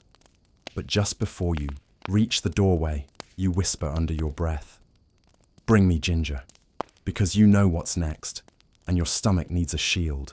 You've returned to the heart of the inner palace now, having just whispered your quiet command. And like every other part of your breakfast routine, your murmured request for ginger moves faster than the north wind. Within minutes, a tray appears, at your side, carried by one of the older eunuchs, the kind who walks without sound and breathes like he's been training for 40 years to be invisible. He kneels, gently placing the tray on the lacquered stand beside you, and then vanishes, as if whisked off by the steam of the kettle that follows. On the tray, 3 things. Always 3. Because odd numbers are auspicious. First, a small bowl of sliced young ginger, soaked in vinegar, flecked with shards of candied lemon peel. Second, a teacup, low and wide, holding warm ginger broth, steeped with cinnamon bark and a slice of galangal. And third, a folded square of palm leaf parchment, laid flat. It contains precisely 3 crystallized ginger petals, shaped like actual flowers and dusted with powdered sugar. So fine, it resembles morning frost. You go for the broth first. Always the broth. 1 sip, and it rushes through you like fire waking from a nap. The warmth isn't painful, it's deep. It pushes aside everything you've eaten, like a general ordering rice and fish and frogs to make room for clarity. The aftertaste hums in your mouth like a bronze bell struck softly. The idea is not just digestion, it's fortification. Ginger in the morning, they say, protects the heart from pride and the gut from arrogance. It burns away what doesn't belong, both on your plate and in your soul. Next, you take one of the young ginger slices. It's pale and soft, almost translucent. The vinegar bite hits your tongue first, followed by the faint sweetness of lemon and a hidden tingle of chili. You chew slowly. You never rush this, because it's this part of the meal that clears the slate. After fruit, after flower tea, after ancestral incense and elephant rice balls and sticky custards. This is the moment your body resets, and your mind braces. Because now comes the course that no one wants, but everyone remembers. The leftovers. Yes, even emperors have them. You hear the approach before you see it. A series of soft footfalls, metal clinking, clay lids shifting, a line of servers enters the room, each holding a covered tray from yesterday's grand royal banquet. A banquet you barely remember, since you left halfway through to read a scroll about river flooding. But the kitchen remembers, and they've repurposed what remains into this curious tradition, the morning after banquet bowl. You've always found it a little absurd, but somehow it's stuck, passed down from your great-great-grandfather, who once declared that no food shall go wasted in a land where rice is worshipped. So here it is, a mosaic of day-old dishes, served warm, cut into precise portions, and arranged to resemble the kingdom itself. Yes, literally. The rice is molded into the shape of Jai Viet's provinces, bordered with slices of pickled eggplant and shredded papaya salad. The coastlines, lined with pan-seared sea bream. The highlands, represented by grilled venison, reheated in lemongrass oil and served with sticky rice, shaped like miniature hills. And right in the middle, where the capital would be, a single poached quail egg, drizzled with fermented shrimp paste and nestled. On a bed of green mango slaw, you sigh, you can't help it. Because someone, somewhere, spent 5 hours reconstructing the country with leftovers, and now it's staring at you, gently steaming, daring you to take a bite without collapsing diplomatic metaphor. You pick up your spoon. No chopsticks for this one. The tradition says, when eating the land, use the round hand. You start at the sea. The fish is soft, barely briny. It flakes beneath the spoon. A hint of ginger remains, cutting through the oil like a sword through silk. The sea tastes tired, but it holds. Next, the highlands. The venison is tougher now, drier. It chews like wood. You can taste the fatigue of meat that's seen flame twice. You swallow it with effort. No one's judging, except maybe your ancestors. And finally, the capital. You lift the quail egg and bite it whole. It's rich, dense. The shrimp paste hits like thunder. The mango bites back. And somehow, it all balances. Messy, chaotic, pungent, sweet. Just like governance. Historians still debate whether this ritual had political undertones. Did the king eat the kingdom each morning as a reminder of responsibility? Was it symbolic consumption? A way to taste what needed fixing? You finish the plate slowly, one province at a time. And then, when you reach the final bite, the rice representing the smallest village in the furthest southern delta, you pause and you whisper, bless them. Because whether the rice is hot or cold, whether the land is full or dry, you eat it all, and now it's time to face the final test of digestion, the most dangerous breakfast item of them all, royal chicken. You think back to last week's breakfast, how one poorly cooked chicken nearly started a political incident, how an overboiled wing caused the court astrologer to accuse your cousin of sabotaging your spleen alignment. You give the signal. Another servant approaches. This time, the tray is small, humble, no lacquer, just bamboo. Inside, a black chicken drumstick, slowly simmered in ginseng broth overnight. The skin is dark, tight. The meat, soft but compact. The smell alone, herbal, rich, slightly sour, makes your stomach lean forward like a soldier reporting for duty. Black chickens are rare. They aren't actually black. Not all the way through. Their skin, yes. Their feathers, absolutely. But the meat, still chicken, just denser, more ancient somehow. You tear a piece from the drumstick and lift it to your mouth. It's warm, slightly, chewy. The ginseng hums behind the meat like a prayer echoing off canyon walls. There's no salt, no sugar, just time. You chew slowly, you swallow, and as you lean back, the room feels heavier, or maybe fuller. You are not just fed, you are fortified. The tray is taken away, the broth poured into a small ceramic bowl. You drink the last sip, and as it slides down your throat, you close your eyes. The flavors of the morning assemble inside you like a well-trained army. Fruit, rice, fire, salt, earth, smoke. You are no longer hungry. You are no longer tired. You are a king again.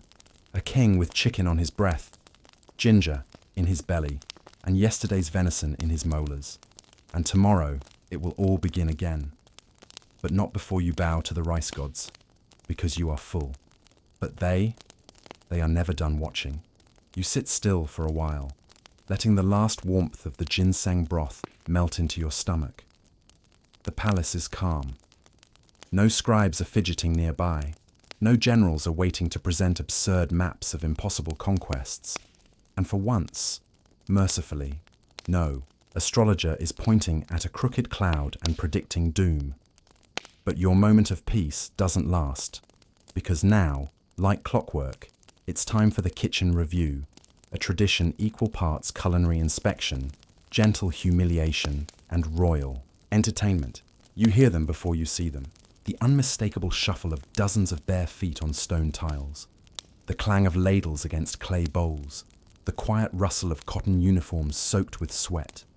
Here they come, the imperial kitchen staff, not the servers, not the garnishers, the actual cooks. They file in with their heads low, hands tucked into sleeves, each one carrying a small dish, not of something new, but of something used. You know what's coming. The vizier clears his throat and announces loudly, "The king will now inspect the morning's production waste." Yes, you heard that right.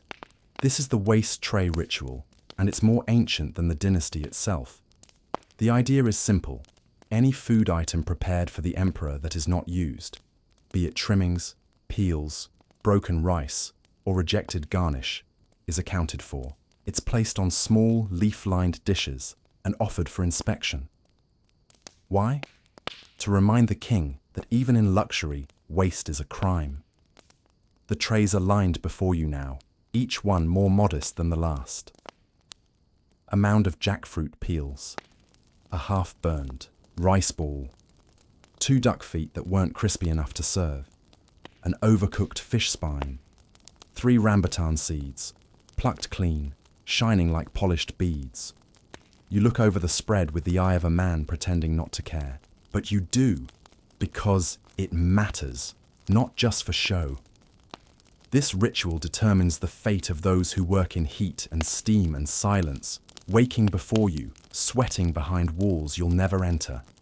You may be a king, but they are your flame bearers. And, sometimes, the waste speaks louder than the meal. You gesture to the fish spine. What happened here? The fishmaster steps forward, pale as a rice ghost. Overflipped, your majesty. The fire was too hungry. You nod once. And the rice? Ball! The sweet rice cook steps forward. Left too long in the fermenting basket, my lord. It grew sour. You say nothing. You don't need to. The vizier marks both names with a quiet flick of his brush. No punishments are doled out publicly. That's not the point. The point is presence. That the king saw. That someone noticed. That a nation with rice gods cannot afford to waste what grows only after sweat and sacrifice. You scan the rest of the trays. Nothing alarming. No signs of disrespect. No signs of rebellion. No signs of someone daring to slip foreign ingredients into your food again. You still remember the ginger cinnamon cucumber incident of 2 summers ago. The astrologers nearly choked. As the trays are lifted away, you, Feel your shoulders relax just slightly. It's like cleaning your palate, but for guilt.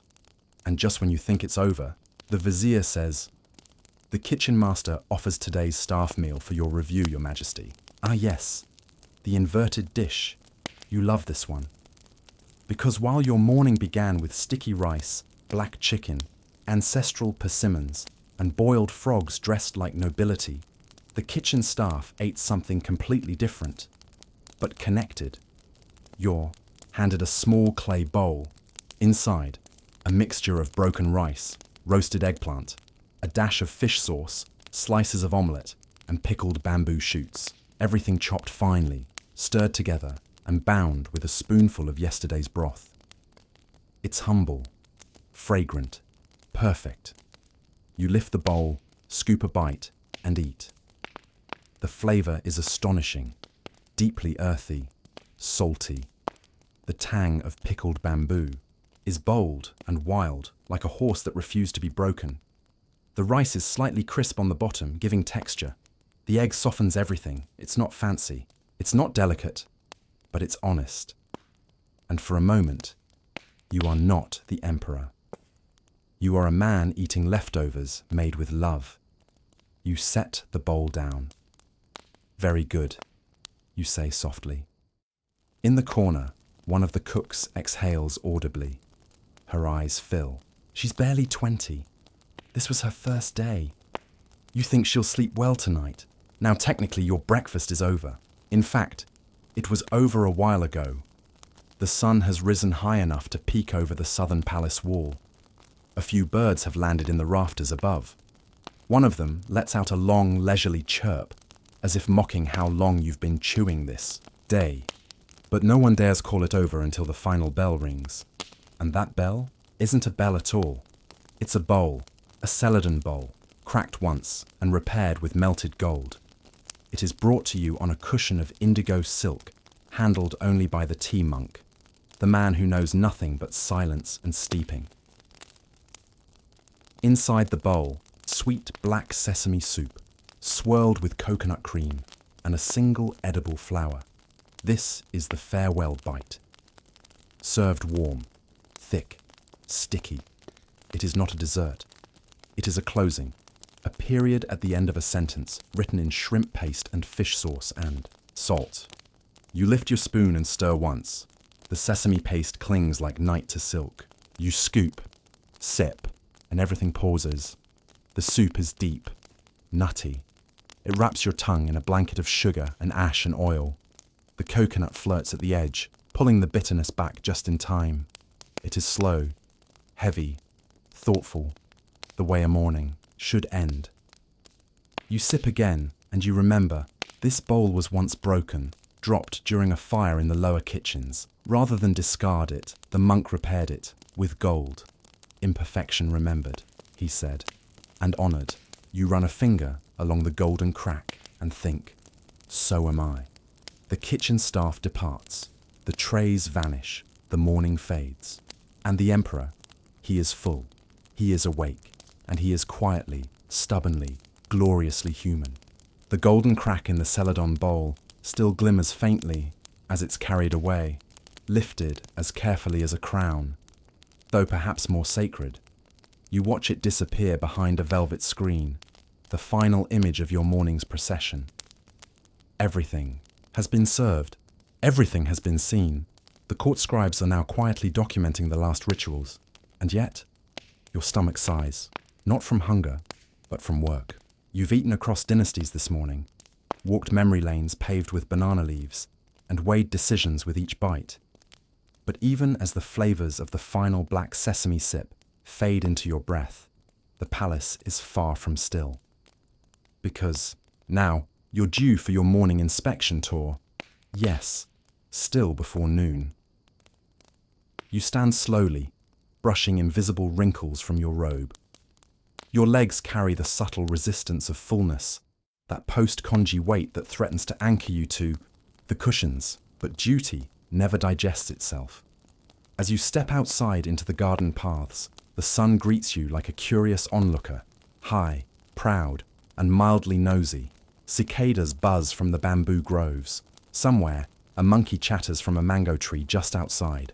The wall, probably commenting on your portion sizes. Your first stop? The outer kitchens. Not the ones responsible for your meal. The others, the ones that feed the rest of the palace. The guards, the tutors, the seamstresses, the 3 old women who polish your throne legs with lemongrass oil.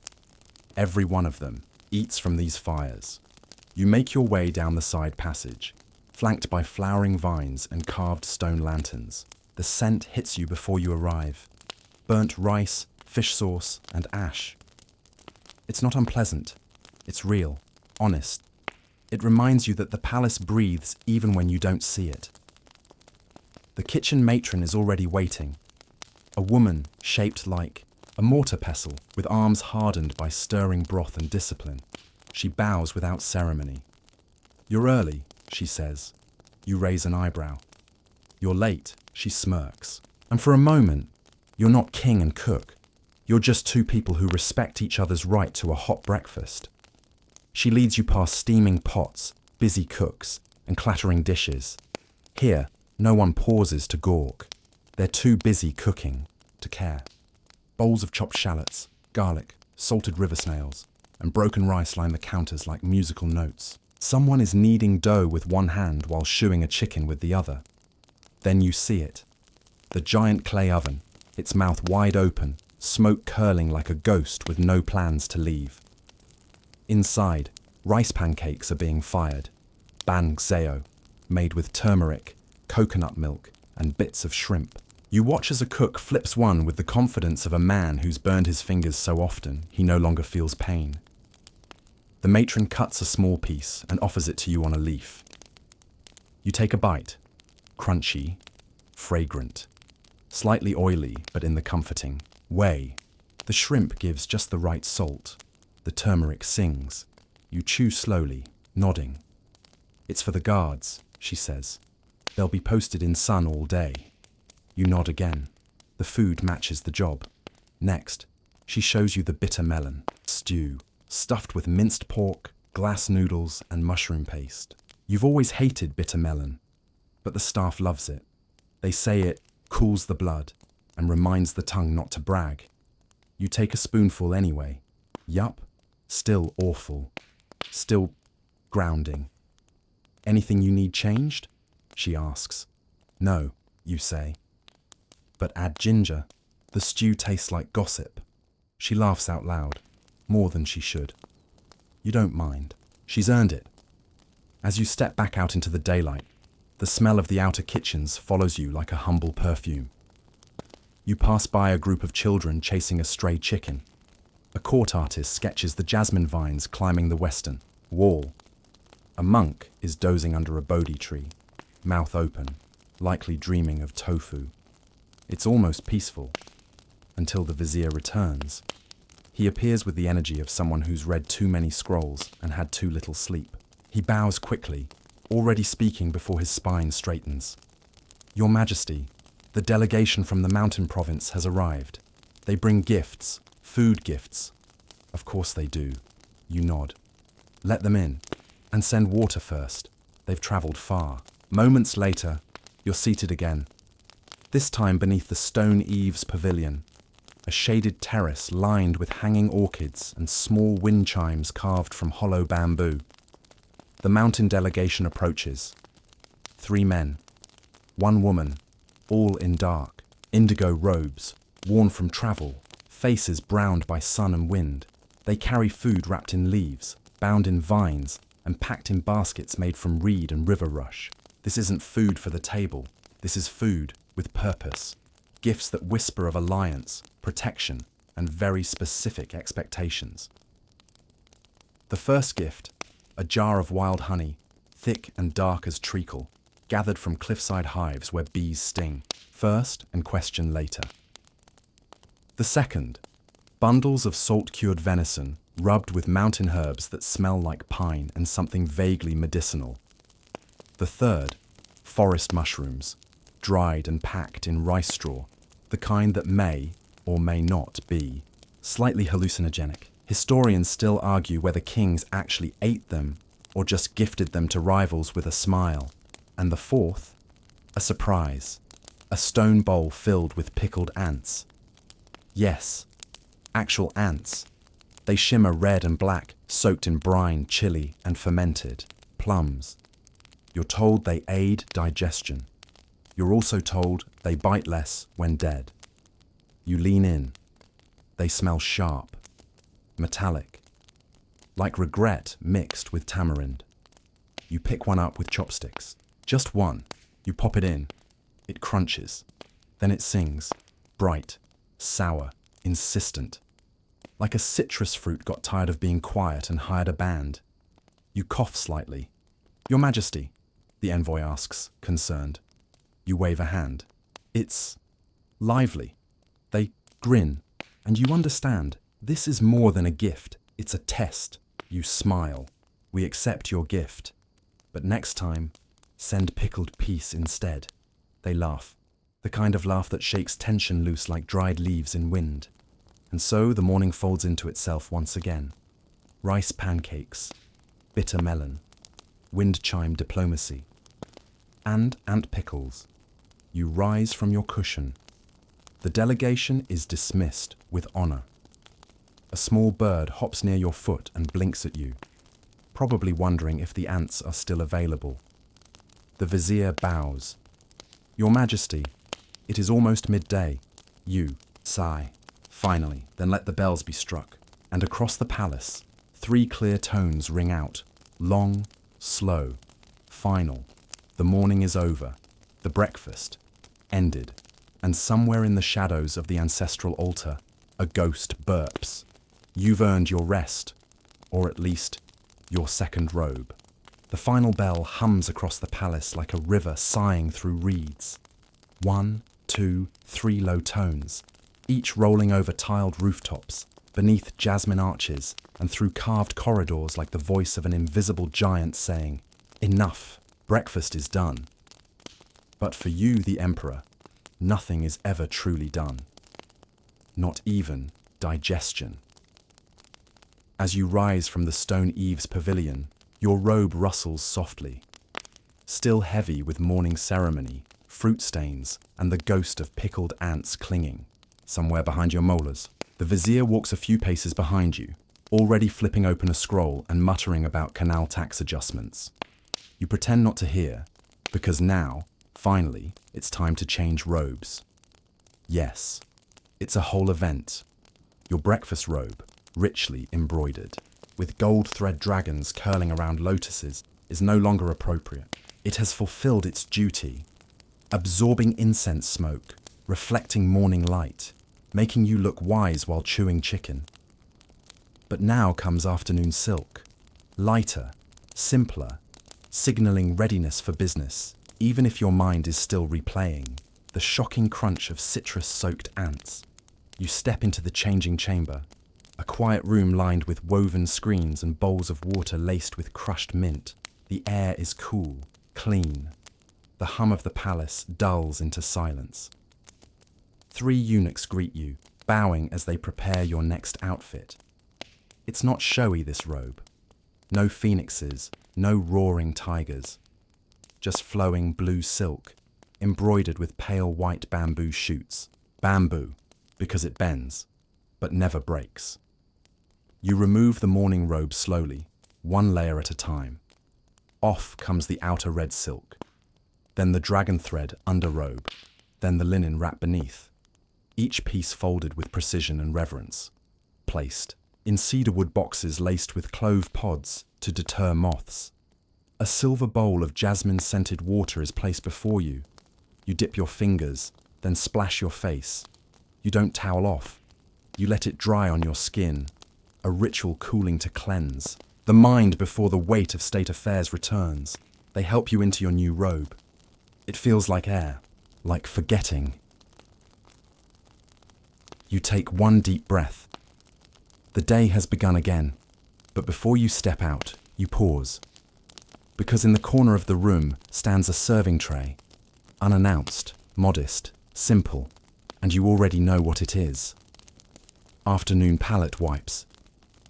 You smile. It's a strange little tradition, one born from an old empress who once claimed her tongue refused politics until refreshed. Her son, the emperor at the time, turned that quip into protocol. Now, every emperor after breakfast receives a small wooden tray of gentle foods meant to reset the senses before hearings, decrees, and accusations. Today's tray is familiar. One green tea jelly cube, chilled and trembling, infused with pandan. One slice of young coconut, scraped thin and shaped like a curled dragon's claw. And a single sweet lotus seed, rolled in powdered mung bean and placed on a ceramic spoon shaped like a crane's wing. No sauces, no fire, no ceremony. You begin with the jelly. It wobbles on your tongue, melts with a whisper, tastes like clean water filtered through leaves and thyme. The coconut is next, chewy, faintly sweet, like biting into memory foam made of sunlight. And the lotus seed. Ah, the seed. It dissolves like powder, the mung bean giving way to a soft floral heart that's not sweet so much as peaceful. You chew, and for one long moment, nothing needs solving. You swallow. Exhale. You're ready, or so you think, until the vizier enters again, breathing heavily, scroll clutched in both hands like he's trying not to drop a live eel. You raise an eyebrow. If this is about the mountain ants again, they were excellent. He bows. No, sire, it's the chicken. You freeze. Not yours. Not the ceremonial black one boiled in ginseng. This is worse. The royal astrologer's chicken, the vizier, says grimly. It died this morning. Ah, now it makes sense. You wait. He continues. He believes it's a sign, the end of a cycle. He requests, well, a hearing. Of course he does.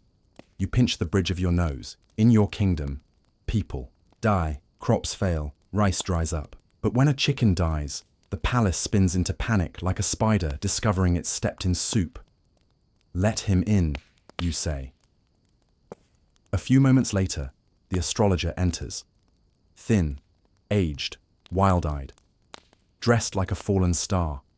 He clutches a small box. Inside, wrapped in cloth and incense sticks, lies a single chicken feather. This, he says, was not malted. You nod gravely, as if this information alone could shift a dynasty. He explains his theory in poetic spirals. The feather angle, the time of death, the position of the sun when the rooster fell from the coop. Saturn is displeased, he concludes. Is Saturn ever pleased, you ask? He blinks. Not since the drought of 983.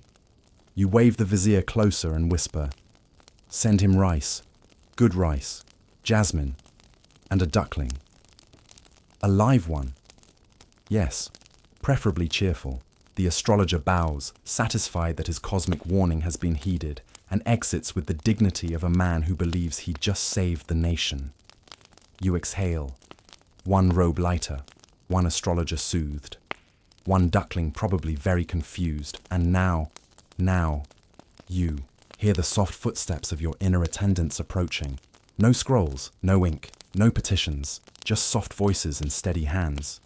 It's time for the final act of your morning. The anointment, not oil, not perfume. It's something older. The rice balm, a mix of glutinous rice paste, steeped in sandalwood and mixed with powdered jade, gently massaged into the emperor's wrists, neck, and temples. Why? Because it strengthens the aura, according to ancient texts. Because it calms the fire within. Because, according to your grandmother, it keeps your face from looking like a tired duck. It's cool, faintly sticky, smells of forests and rain. You let them apply it. One temple, the other, the wrists, behind the ears. It tingles. You close your eyes. You sit still, and just for a second, you imagine the world is as calm as your breath. One inhale, one exhale, one more step into a day that started with fruit and frogs and now drifts into meetings, memos, and metaphors. The attendants step back. You rise. And with the robe fresh, the balm cooling your skin, and lotus still curled behind your teeth, you step into the hall of hearing. Not just as a king, but as a man who survived breakfast. You cross the threshold into the hall of hearing, with a posture honed by repetition and rice. The hem of your new robe brushes the polished wood floor in soft, rhythmic swishes, like a paintbrush gliding across still water. The scent of the rice, balm clings to your skin, sandalwood, powdered jade, and something almost like steamed lotus. It doesn't fade, it follows. The hall itself is vast, shadowed, and cool. Carved panels line the walls, each depicting scenes from the lives of emperors past, some noble, others a little ridiculous. One panel shows your great-grandfather wrestling a tiger. Another shows him, less nobly, being stung by a bee during a ceremonial flower viewing. You try not to look at that one. The ministers are already assembled, robes straight, scrolls clutched. They've been waiting since dawn. You know because at least one of them is pretending not to sleep with his eyes open. At the front, your cushion waits, raised slightly, covered in thick silk embroidered with clouds. You lower yourself onto it slowly, folding your legs like origami. The vizier takes his place to your right. The court scribe dips his brush. A bell rings, and the first petitioner steps forward. He's from the Department of Agricultural Transport, a tall man with sunburned cheeks and straw still clinging to the hem of his tunic. He bows so deeply, his hat touches the floor. "Sire," he begins, "it's about the oxen." "Of course it is. It's always about the oxen." You gesture gently for him to proceed. "We need more," he says flatly. "The rice from the northern fields is rotting in the storehouses. The canal boats are late. The men are exhausted. And the oxen we have, well," he trails off. They sit down. You blink. "The oxen?" He nods. In protest. You glance toward the vizier. He clears his throat and explains. "The oxen refuse to rise once hitched." The handlers report groaning. One even wept. You try not to laugh. But then, from your stomach, a quiet protest rumbles. The ginger and chicken and ant, now teammates in a stomach council, send a subtle signal. This is not a laughing matter. You lean forward. Send them a vet and feed them better. Soaked mung beans and rice husk mash. Add ginseng if necessary. The scribe scribbles furiously. The minister bows again and retreats, somehow more tired than before. The next in line is a silk merchant, clutching a folded length of fabric that practically glows under the daylight filtering in from the tall windows. He speaks softly. "Your Majesty, this cloth was dyed in water taken from the sacred well of the Eastern Temple, then soaked in a lotus petal infusion under the full moon. We believe it repels evil dreams and light tax audits." You raise an eyebrow. The vizier coughs. You lift the cloth. It's soft, cool, light as vapor. It smells faintly of cinnamon and confidence. You nod once. "It pleases me. Send a bolt to the astrologer. Let the man wrap himself in something soothing. If his chickens are dying and Saturn is still sulking, the least you can do is give him good pajamas." As the merchant retreats, a small boy rushes in next. No more than 10, barefoot, clothes dusty. Everyone stiffens. You recognize him. One of the servant boys from the Western kitchens. "What's he doing here?" He bows, hands shaking, and holds up a broken clay spoon. "This," he says, "was dropped." Everyone stares. You lean in. "Go on." "It was the spoon used to stir. The emperor's broth," he says, almost whispering. "My sister dropped it when washing. She cried, so I came." Silence. Even the birds seem to pause outside the windows. You reach down, take the spoon. It's plain, cracked, a splinter missing from the edge. But you remember it. You remember the smooth feel of it in your hand this very morning, swirling the ginseng broth beneath the skin of the black chicken. You say nothing for a long moment, then, "What is your name?" "Tien, sire." "Tien," you repeat. "You are brave. Your sister is lucky." He nods furiously, and for the first time, his shoulders stop trembling. You pass the spoon to the vizier. "Have it repaired. In gold." You turn back to the boy. "When it is mended, bring it back to me." The court is stunned. The boy bows so deeply he nearly falls forward. He is escorted out, clutching nothing but air and the kind of story his descendants will tell forever. The Hall of Hearing continues. Petitions, reports, requests for grain, for tools, for a bridge that's been half finished for 4 emperors. You listen, you approve, you question, you decline, you pretend to consider, and then grant what was always going to be granted. It's the ritual dance of power, and all the while your breakfast remains with you. You feel it in the softness behind your ribs, in the stable weight of sticky rice and sweet seed. It anchors your mood, tempers your voice, gives your decrees gravity.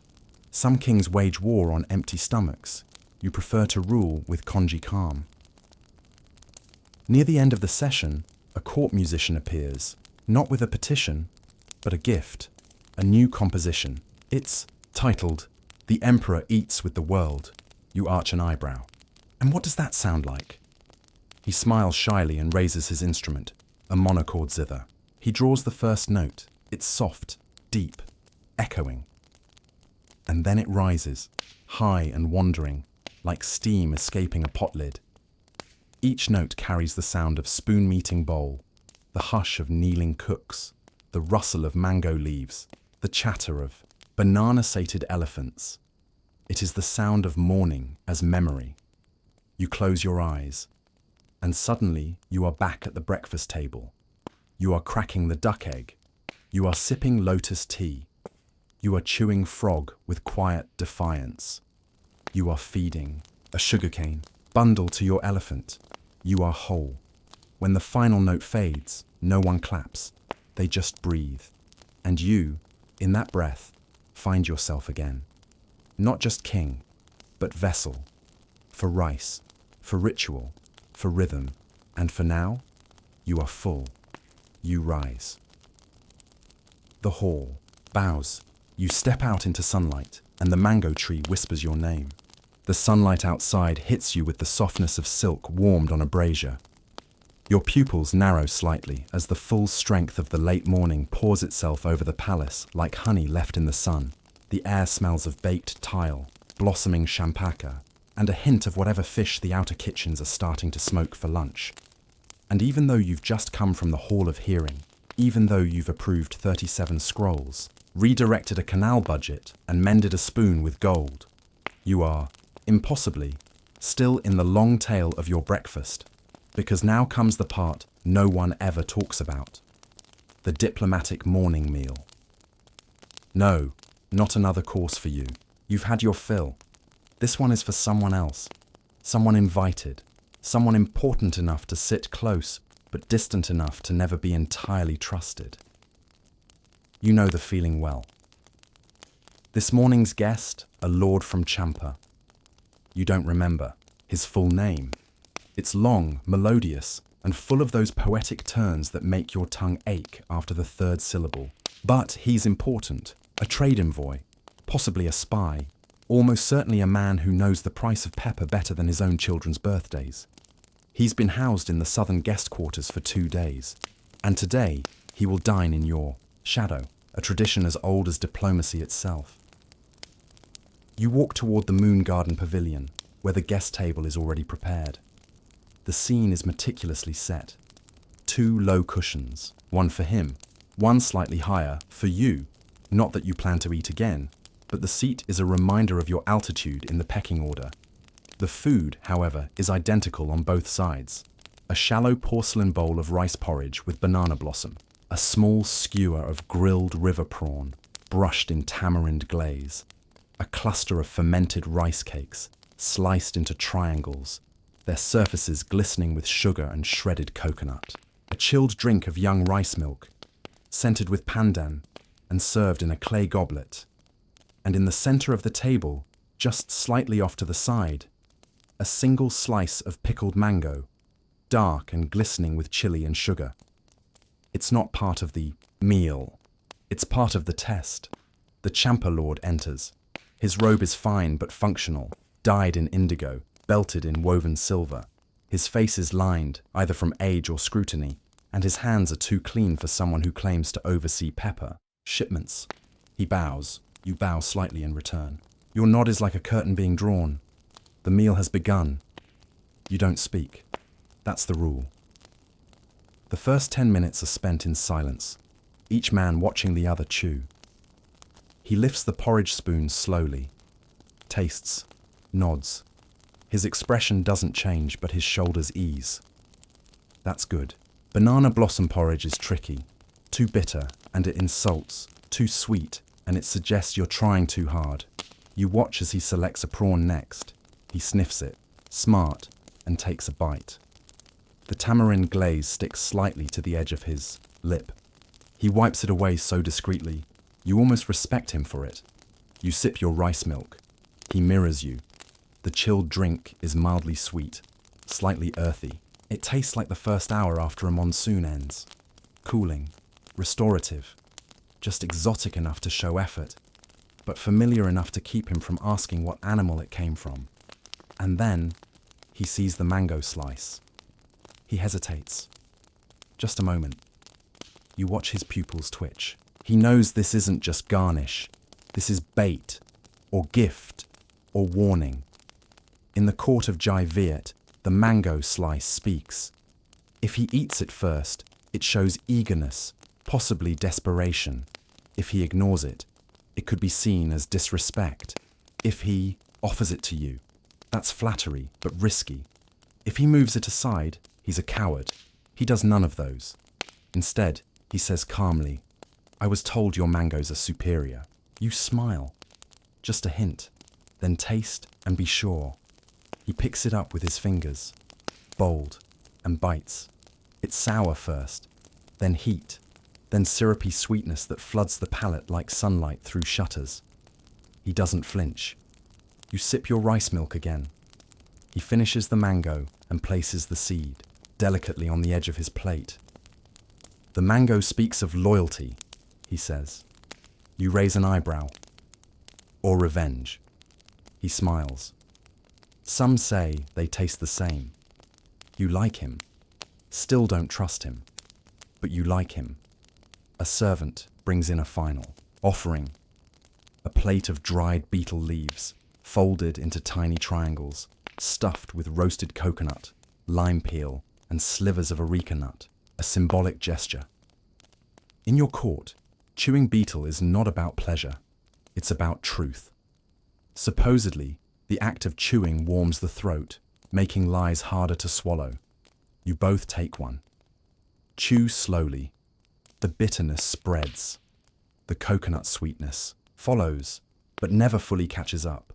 The heat climbs into your sinuses. You wait. Finally, the Champa Lord speaks again. "We have cinnamon," he says. "In great supply this season, a whole valley's worth." You don't blink. "And cloves?" you ask. He hesitates. "Fewer than last year. But enough. Enough." You say nothing. This is how diplomacy happens here, in chews and pauses, in bowls and breath, in the thickness of porridge and the tenderness of grilled prawn. The conversation moves on, slowly, delicately, like fingers on silk. By the end of the meal, you've offered nothing, and yet you've said everything. As he bows to leave, you extend a final gesture. You offer him the second mango slice. Yes, there were two. You watched his eyes flicker toward it earlier. He bows again, accepts it, and tucks it carefully into a small cloth pouch at his side. Not eaten. Saved. Smart man, as. He leaves. The vizier steps into your shadow again, scroll in hand. "Shall I draft the letter of intent?" he asks. You shake your head. Not yet. He's still chewing. The meal's not over. Not until the mango's gone. You stand, robe catching the light just right, and as you walk away from the guest table, you feel the pull of every dish that led to this moment. The rice porridge that cooled your temper, the pandan drink that steadied your mood, the mango that sharpened your wit. The true diplomat isn't the man with the loudest voice. It's the one who knows what to serve and when to swallow silence.